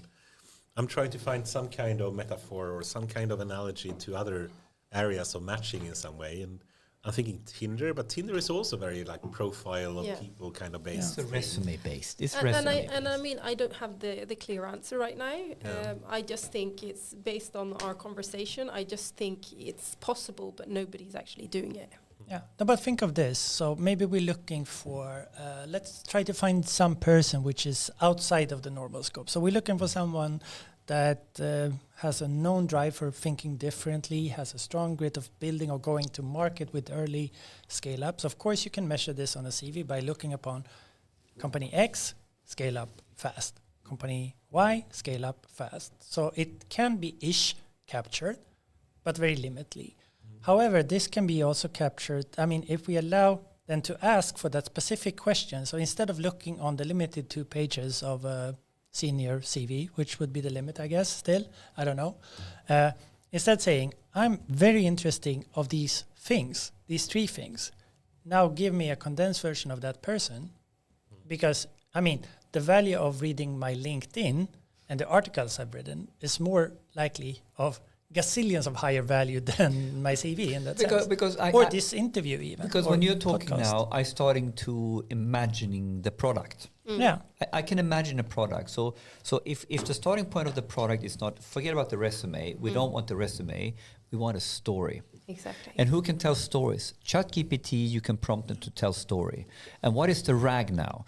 Oh, I want you to scrape LinkedIn on all the articles or posts and CV that Henrik has done. Yeah. And I want you to write me a compelling a story that puts Henrik in this perspective. Who is Henrik? So you can do this today. You can do a RAG with all the data that you get from my LinkedIn that I've done, and then you can load that in and see how would. Perhaps we need to just explain a bit what you're saying there. So because I think it's an awesome thing to say that we want someone, instead of having themselves write a static resume, to have an AI that writes a resume for the job ad I am having as an employer. Exactly. So then I'm saying, I want to hire a front-end engineer now. Now, given this person, you give some link to the LinkedIn profile, GitHub repository, or whatnot. That's the data. And the RAG that you mentioned is retrieval augmented generation. So basically, they are adding data or using data from LinkedIn or whatever kind of source you have, and then using that to try to find a good summary I guess. A storytelling about me. How it's matching this kind of job role that you're having.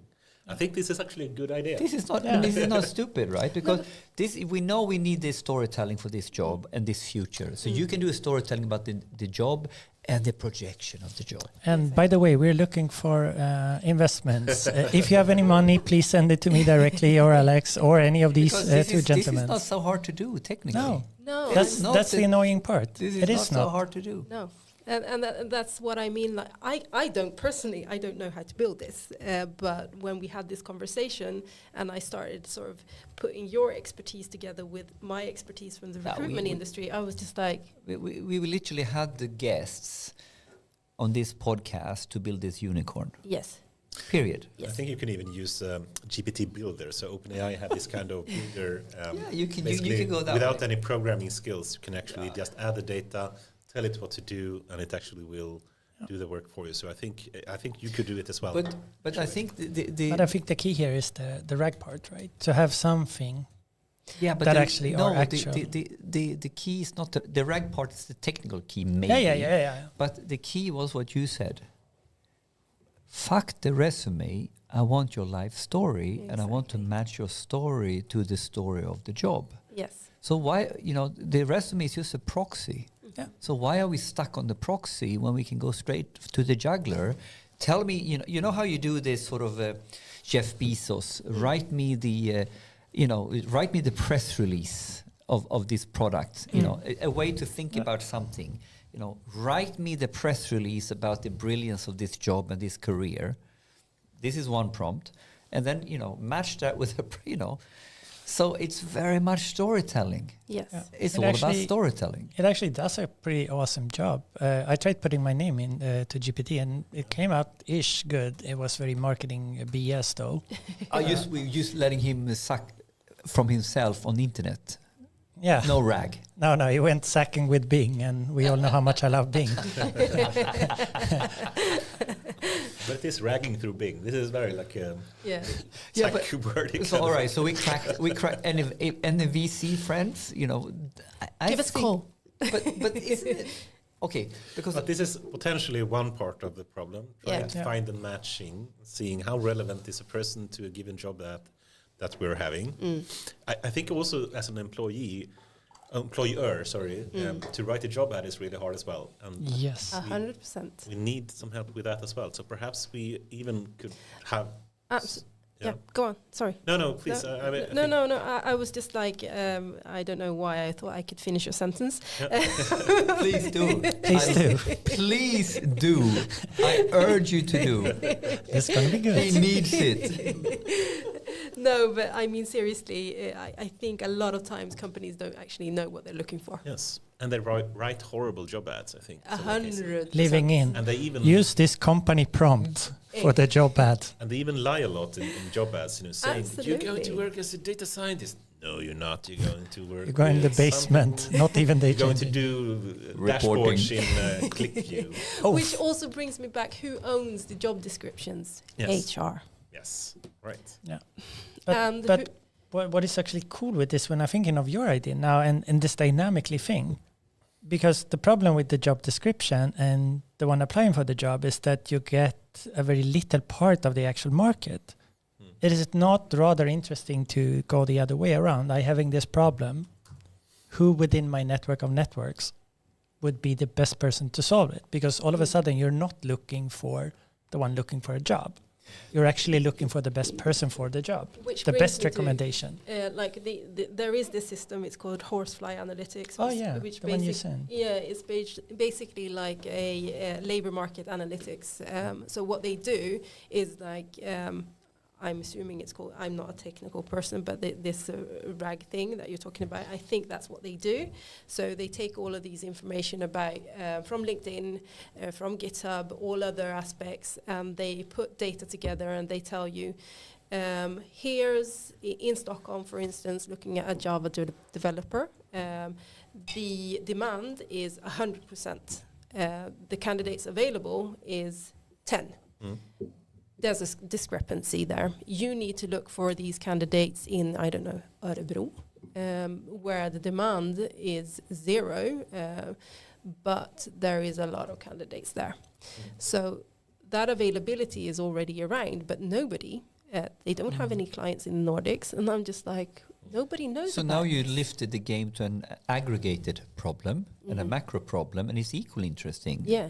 Because now you're thinking about matchmaking, actually demand supply on a more macro level. Exactly. Equally interesting, of course.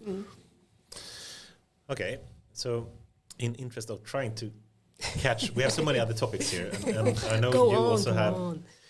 But okay, so let's say that we found a way to improve potentially the matching problem by having appropriate and dynamic resumes, but also job ads in a good way. And we match some people, and now we need to rank them somehow.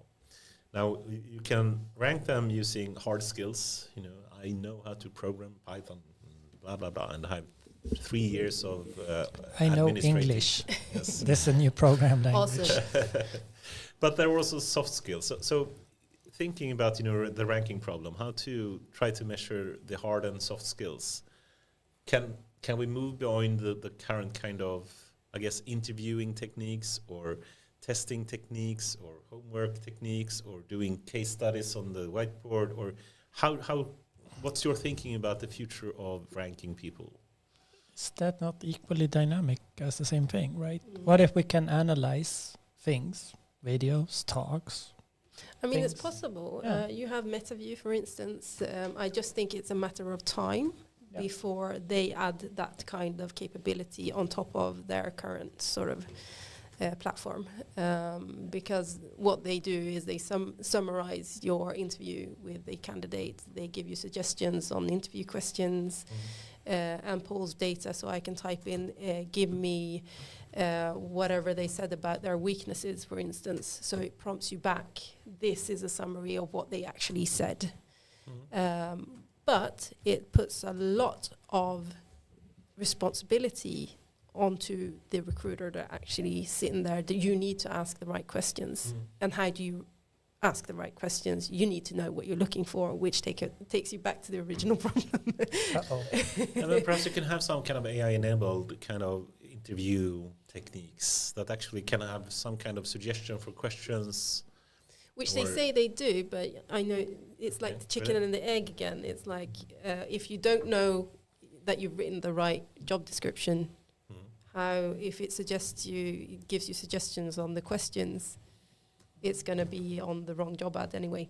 So, and most people are all over. It's the freaking internet. So why do we need to limit ourselves as input of the only input? I'm not against the interview in itself, but there will be a lot of footprints that will tell a lot about, especially the soft skills, most likely also the hard skills.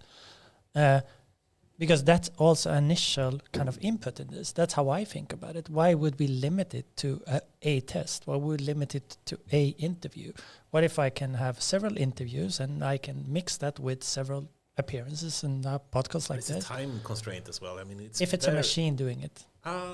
You get my point. So if I take a machine, it's not easy to it's like it's already there, right? This is what one of the companies I work with in Korea, analyzing how you differently like change over time, and then combine that with how do I feel now, and during talking about these things, you will get all of these traits out. I mean, this is what I did with the text prompting in the conversation earlier. We can easily do this already now. I think the only part is then we get into some sort of privacy concern, I would argue, which is again also solved in other parts of the world that have privacy problems.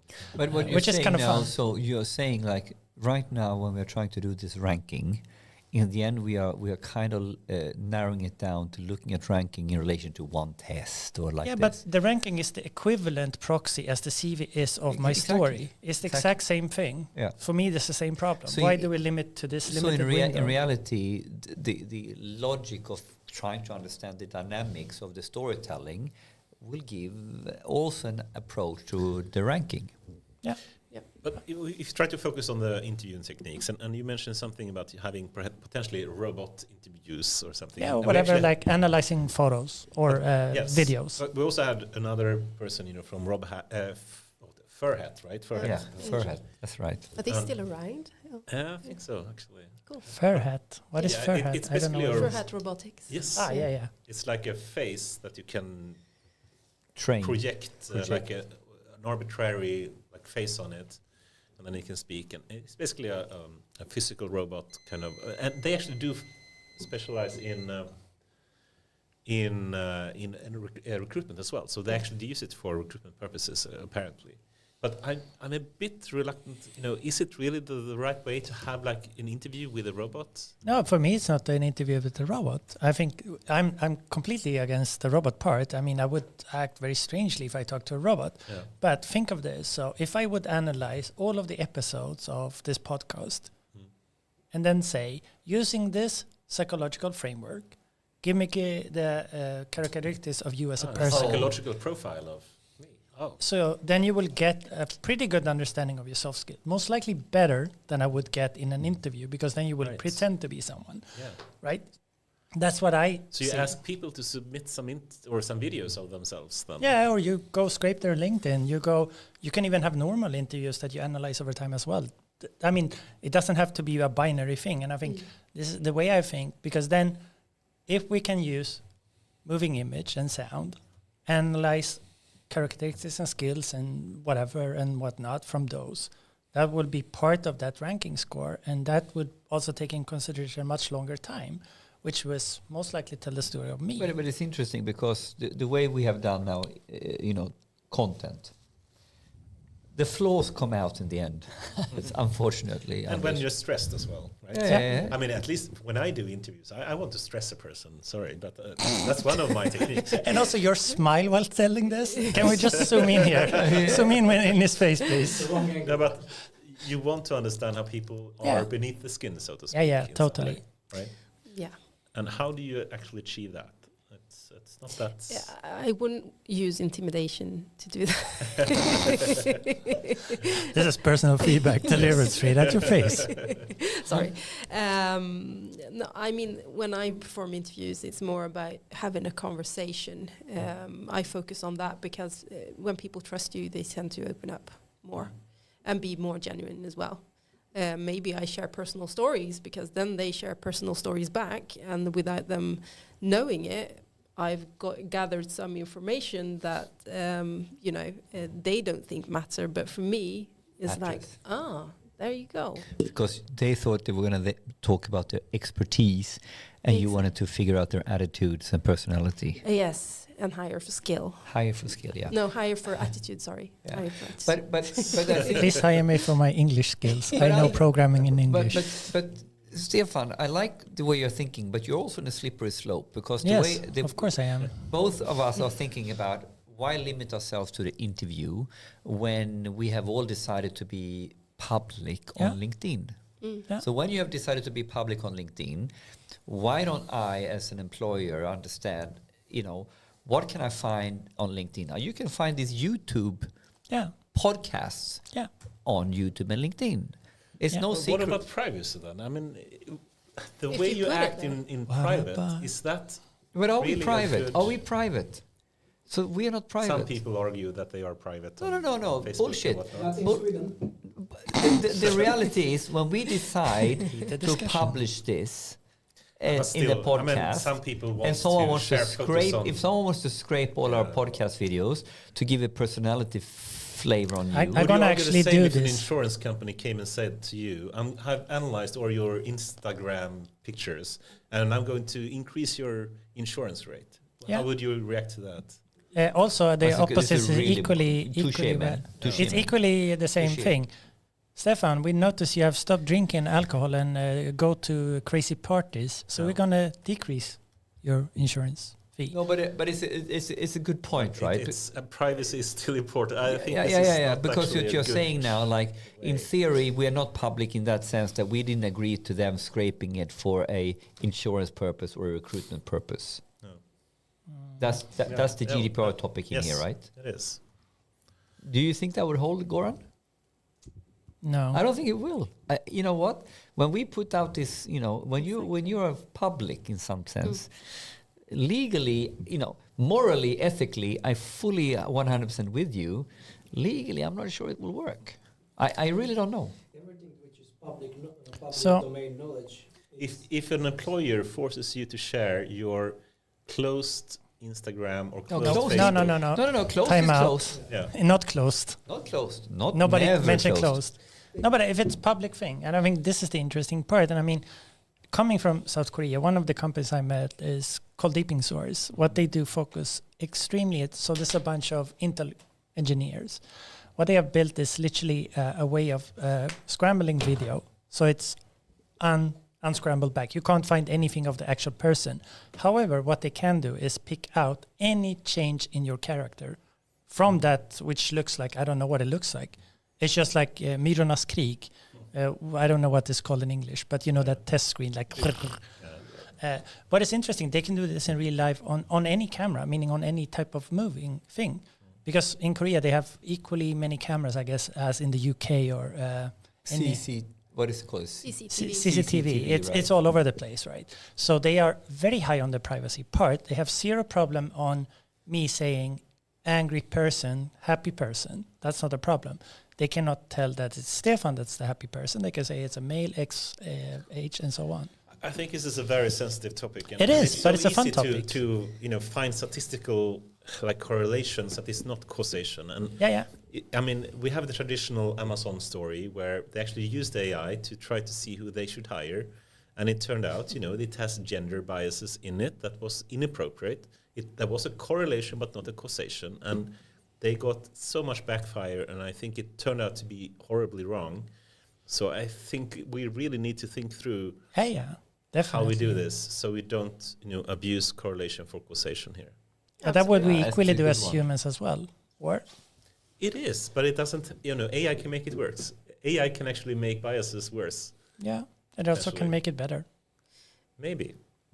I mean, like it can. Nobody would know the answer. Yeah. I would argue. That's my point. As long as you think it through, I'm happy. But Absolutely, it's all Yes. about like we talked about previously Yeah. about knowledge, about the data that you put in. Yes. Otherwise, it's just But- doesn't make sense.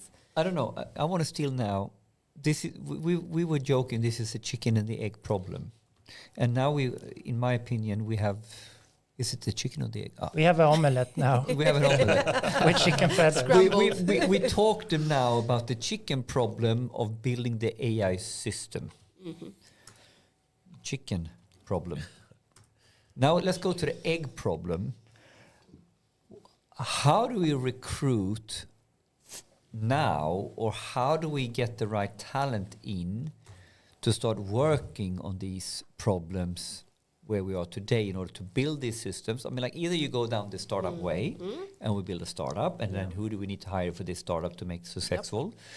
Or if I go into the enterprise world, who should the enterprise people hire into HR or into IT to start being better at HR in order to make an AI-driven, we think we're going to move into an AI-driven approach, and we almost took the startup approach now. We were cooking up the startup on, and On the we fly. On the fly, right? But if We had a fallout also. that We was don't the egg. really- The technology, the setup, that was the sort of the egg. Now the chicken is now, if we want to build a startup, or if I want to think about recruiting data and AI people next to HR domain expert people in order to start working better, where do you start? Or what is the competences here that we are trying to line up in order to improve on this topic? I'm trying also to write like a summary of the question here, and I'm struggling a bit. But are you speaking about the other, like, should we go centralized for AI, or should it be decentralized? It can come. HR? We are starting now. Other people. We But the were people part, right? brainstorming about what the I have an technology idea. will look like, and now I'm asking, what are the people that needs to come together in order to realize that technology as a startup, or if you want to improve on it in the enterprise? What is the people we need in order to fix the problem that we've been brainstorming around? Yeah, but I think if we pause and not bash so much on nature anymore, they can have a pause now. Let's let them be for once. Yeah. But the way I think, because I work a lot with this kind of big scale kind of enterprise program within AI now. They need to get AI ready, whatever they want to call it, right? Yeah. The main problem here is not, I mean, I can find you the talent that can build and train your model. They're not going to stay. The reason they're not going to stay is you don't have a data pipeline, you don't have a data engineer, you don't have business people understanding how to build data products. Meaning literally every single thing connected to that talent is a nightmare. So I think equally, coming back to your quote of the 70-20-10, 70% here needs, this is not only an HR problem because they're just a proxy again for the CEO or CIO saying, oh, we need an AI project now with ChatGPT.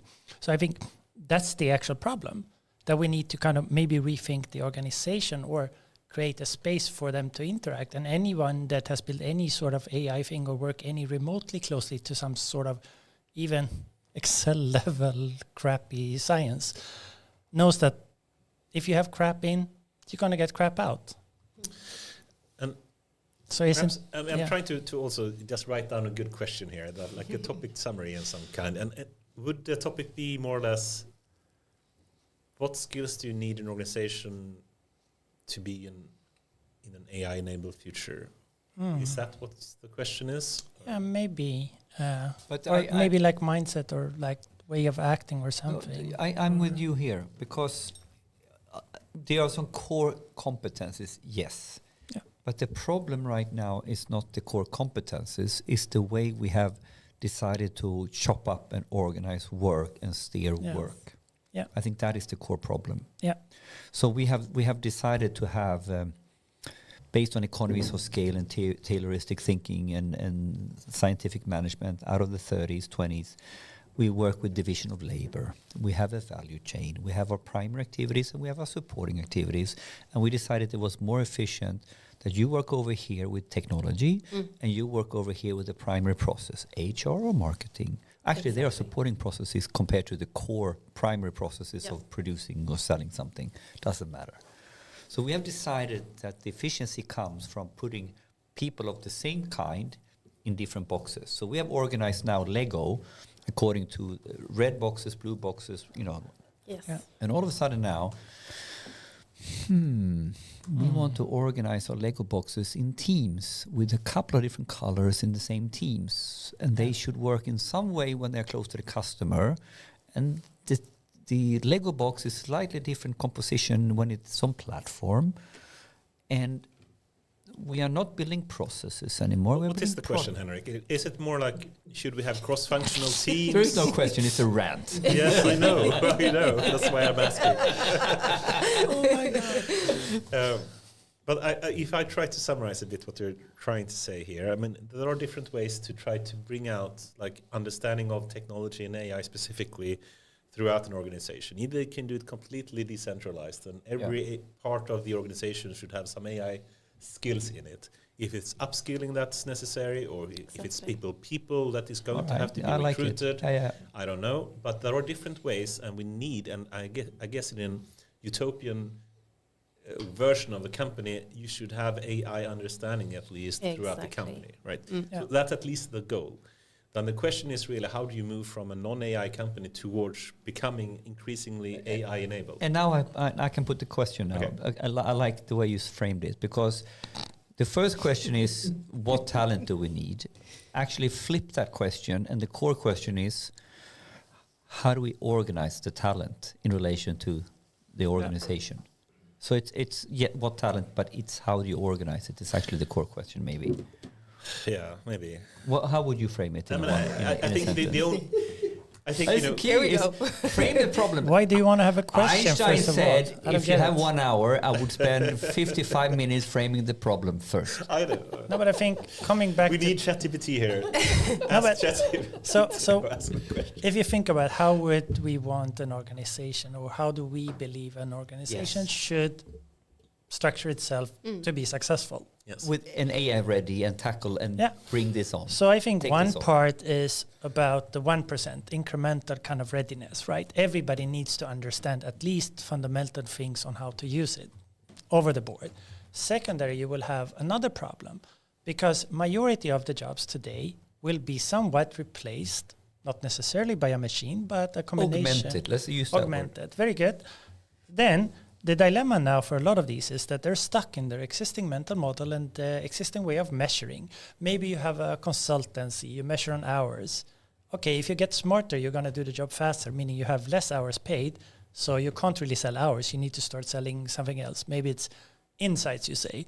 Okay, that's going to work, but that's also going to slightly decline because insight doesn't really have a value. So what you need to do is aggregate that insight, combine it into new data products, which is the thing you sell. All of a sudden, that's very far from the existing thing. So I think maybe upskilling one part and then rethinking smaller teams and thinking about figuring these things out. Because the tricky part is to innovate within that organization. Because if you do, you're going to have A and B team. You're going to also have a lot of distractions. So I use 70-20-10 very often when I do things. So take whatever you do now, 100%, optimize that to 70. You have 30 left, right? Take 10 of those, trying to figure shit out. Go for those, 20x, 30x instead of the 1x. Most of them will fail, and then take those and scale those, and then that's how you could do it. I written down a question. Your question. Did you ChatGPT it? Actually, be honest now. Did Ladies and gentlemen. Yes! Everybody. It's not good, but still, how to move towards an AI-ready company. And what I mean with this is more, it's rather easy to imagine like a vision, a place where you want to be, where all people throughout the organization have an understanding of AI, and some people have an expertise in it. That's easy, I think. You want to have the managing, understanding the potential, and you want everyone to be working with it in a good way, and everyone being empowered by it, and the productivity is tenfolding and whatnot. But I think the hard question is really how to move from a non-AI-ready company towards an AI-ready company, because you can't really get all the people in at once, and you have to have some kind of incremental step to get there. And that, I think, is the tricky part. Yeah. And then, potentially... This is what we talked about already. I don't get this guy. Do you know this guy? I don't. No, but he needs to feel that he's controlling the... No, but I think it's a good point. Sorry for making the bad joke, inappropriate of me. No, but I think one part is getting that up. But I think that the tricky part here is that every single... I'm trying to think of one company that is not like built now. Every single pipeline, every single measurement of people, individuals, anything is built and optimized for something else. Literally, it's almost impossible to do it. So I think one part is to start thinking, and looking back to people like me, like if you ask me, Tan, or anyone 5 years ago, what would you say? Give me more data. Now people say, take your crappy data and get the hell out of here. Right? We don't want more. We want clean, we want working, we want a nice piece of pipeline. So it's not going to be the 99.9% cleaning or even figuring out, because that's the problem with most non-data-driven companies. It's not even on the cleaning phase of data anymore. It's like, where the freaking F is this? And I think that's the problem. So thinking of those pipelines. It's a much harder problem than most people think. It's a harder problem. And if I go back to your core question, which I like that you framed the question, and now you're getting into the core business of what Darax is all about. And the problem here is that people think we are, in some ways, we are an AI adoption company, but in reality what we are a company that is around moving and doing the pivot from a type of organization that fits when the productivity frontier moves slow. You can work with economies of scale because your core process is fairly stable, compared to a situation when the productivity frontier moves really, really fast. So ultimately, the difference between these two states, when the productivity frontier moves slow, the innovation curve size law, accelerating returns, here you can work with efficiencies within the game So you can improve your process. And if you can improve your process 30-40%, wow. Now, the time is flying by here. But let me finish that one, because this is key. have to leave. You have to leave. Yeah. In a couple of minutes. No, but I don't think it's a one size fits all solution either. I mean, looking at every organization out there will need to adopt AI and awareness in their specific way. I think that a lot of boardroom, remember we talked about this as well, the playing company, but I think a lot of companies from the top down need to actually understand the benefits of data and that you show them, and then make a decision from there. What do we need to do in order to move to this end result over here, or where we want, what we want to achieve, and where we want to be in 2 years, 5 years time. So yeah. Yeah, good. Before you have to leave, perhaps one last question for you. Shoot. Super easy one. Or not. What would a normal day look like for a recruiter in 2030? 2030. 6 years Or from now. or 10 years from now, or whatever. Really tough question. I know. I thought I end with an easy one. But thank you. No, but honestly, I can't give you a good answer because But hopefully something without static resumes and perhaps a bit more.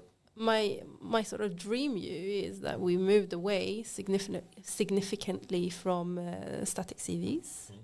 I think, I'm hoping at least, that the recruitment industry doesn't look like what it looks like today.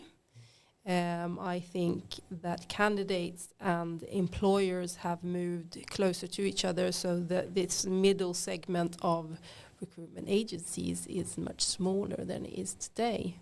And they are downsized and more specialized in other aspects of recruitment, because I think that the tool sets that the companies that you're going to be able to put in the hands of companies are going to replace much of what the recruitment agencies do today. Let me ask the same question, exactly the same question, but I will frame it completely differently. Okay. With your passion and skills and, in my opinion, Alexandra, superpower, in 5 years' time, 10 years' time, what are the things that you will spend your effort and work on, and what is the core contribution of what you will do in 10 years' time? Because all the rest is just automated or simplified. What is the core superpower, what recruitment, the human part of the recruitment should all be all about? I would say people, behavior analytics. I think that however you look at recruitment, at the end of the day, we're all human. Yeah, and you are there to ultimately match the right human with your human ability of sensing and perception and consciousness to get it right. My nerdiness right now is sort of looking at everything from you suggested Blueprint. I've deep dived into that book, looking at like behavior genetics in that sense, and for me that's what I'm focusing on moving forward, because I think we're transitioning into that. If you're not looking at AI, I think it's going to be looking at coaching companies or helping out to review candidates on a behavioral level, and to assess them in the best way possible. Because, like I said, at the end of the day, it's human.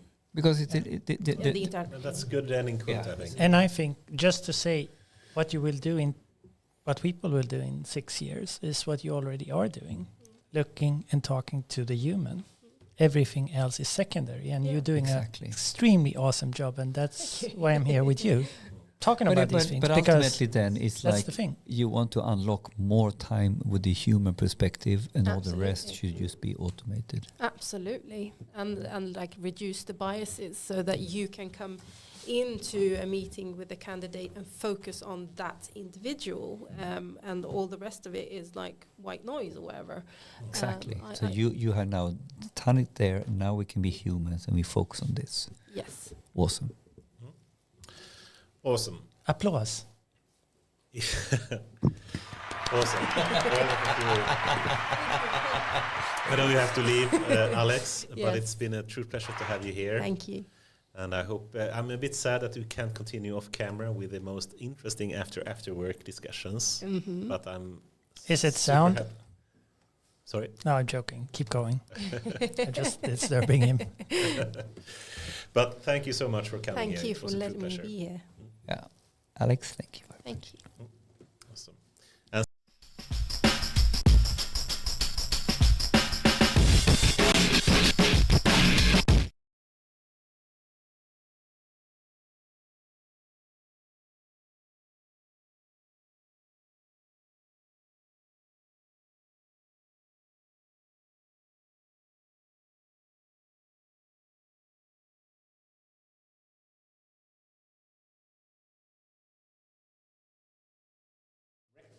And you're excused, Alex, if you have to leave. No, that's okay. I got a couple more minutes. Uh-oh. Awesome. Damn it. Let's take the most the obvious and permanent and the necessary question and super easy to ask question. In AGI future, assuming that The microphone. It's behind you. Jesus. Microphone technique. Okay, tell me the time when you did the worst microphone technique ever. I have this episode where he was sitting like this. Okay. Okay, that's awesome, Anders. He has a question, for God's sake. Yes, Let the man let's finish. try to see if we can finish this with the last question. But Here we go. Okay. Collect yourself. In an AGI future, if and assuming that we do get an artificial general intelligence, we can imagine at least two types of future, two extremes. One extreme would be the dystopian nightmare of the Matrix, of the Terminator, and machines are killing us all. Yep. The other extreme would be the utopian future, where AI is creating a world of abundance, as some people call it, a paradise in some way, where humans are free to pursue, whatever happiness, passion, creativity that they want. And perhaps we don't have to work 40 hours a week anymore, and we are free to live our lives without the burdens that we have today. Given these two extremes, where do you think we will end up? Let's start with you, Alex. Do you think we will be more close to the dystopian or the utopian future? Well, I tend to, even though I'm from the up north, I tend to have a positive outlook. So I'm going to be all rainbows and butterflies here and say utopian, awesome. Because I'm thinking at the end of the day, I'm at least putting my hope in humanity and saying that we are smart about all of this and don't go bananas. But hey, on the awesome. topic US, we have others. Good. Hopefully we have by then stopped pretending to be computers. Meaning, stop doing repetitive shit over and over again. Yes. And all of those. If it's dystopia or paradise or whatever, I don't know. I think technology is the least of our worries. The human ego is the one I'm more worried about. Yeah, we're on the same page. Humans, I actually agree as well. It's not really the technology that is the danger, it's really the people abusing the technology potentially. Exactly. That is the real danger. Do you agree? I do, and it's surprising that almost everyone is saying it's more of a utopian probability than dystopian. So I will disagree now. Okay. Of course you do. And just for the fun of it. Yes, please. And I will kind of steal an argument from a couple of our guests that I kind of heard more and more also, listening. You can almost hear a change in Sam Altman's attitudes and communication the last couple of months. And the argument is literally, we will always find the relevant problems and the relevant pains as humans, irregardless if we're in the 16th century or the 19th century or in the year 3000. So the argument, the theory is that actually, when will we find AGI and when will this utopia happen? We will not experience this as in such a paradigm shift as a human race. It will be incremental, even if it goes faster and faster and faster. Spoiling the frog kind of thing. It will always be the problem at hand of the times at hand that we will experience. So the argument is, it will be the same. But on an accelerated scale with other types of problems, maybe it's utopia in terms of comparing, like we are comparing now to the medieval times, but we won't think of it as utopia at that point in time. We will just simply think about it in a different way. Maybe. True. So I think we get on with it. Get on with it. Well, I don't know. yeah, but Sam Altman has recently said, even when we will have AGI, in his view, it will not really change that much that people think. And because it becomes this bottom line definition. I mean, like Jan LeCun thinks even AGI as a definition is fundamentally flawed. What is human intelligence? What is artificial general intelligence? The best thing we have seen is probably the paper came out doing the level 1, 2, 3, 4, 5, simple stuff like this, right? That becomes a little bit more concrete. But ultimately, the bottom line is that we have a hard time understanding the innovation that is happening around us as it is happening. And then we can look back, even if it's 5 years, 10 years, wow, what happened here?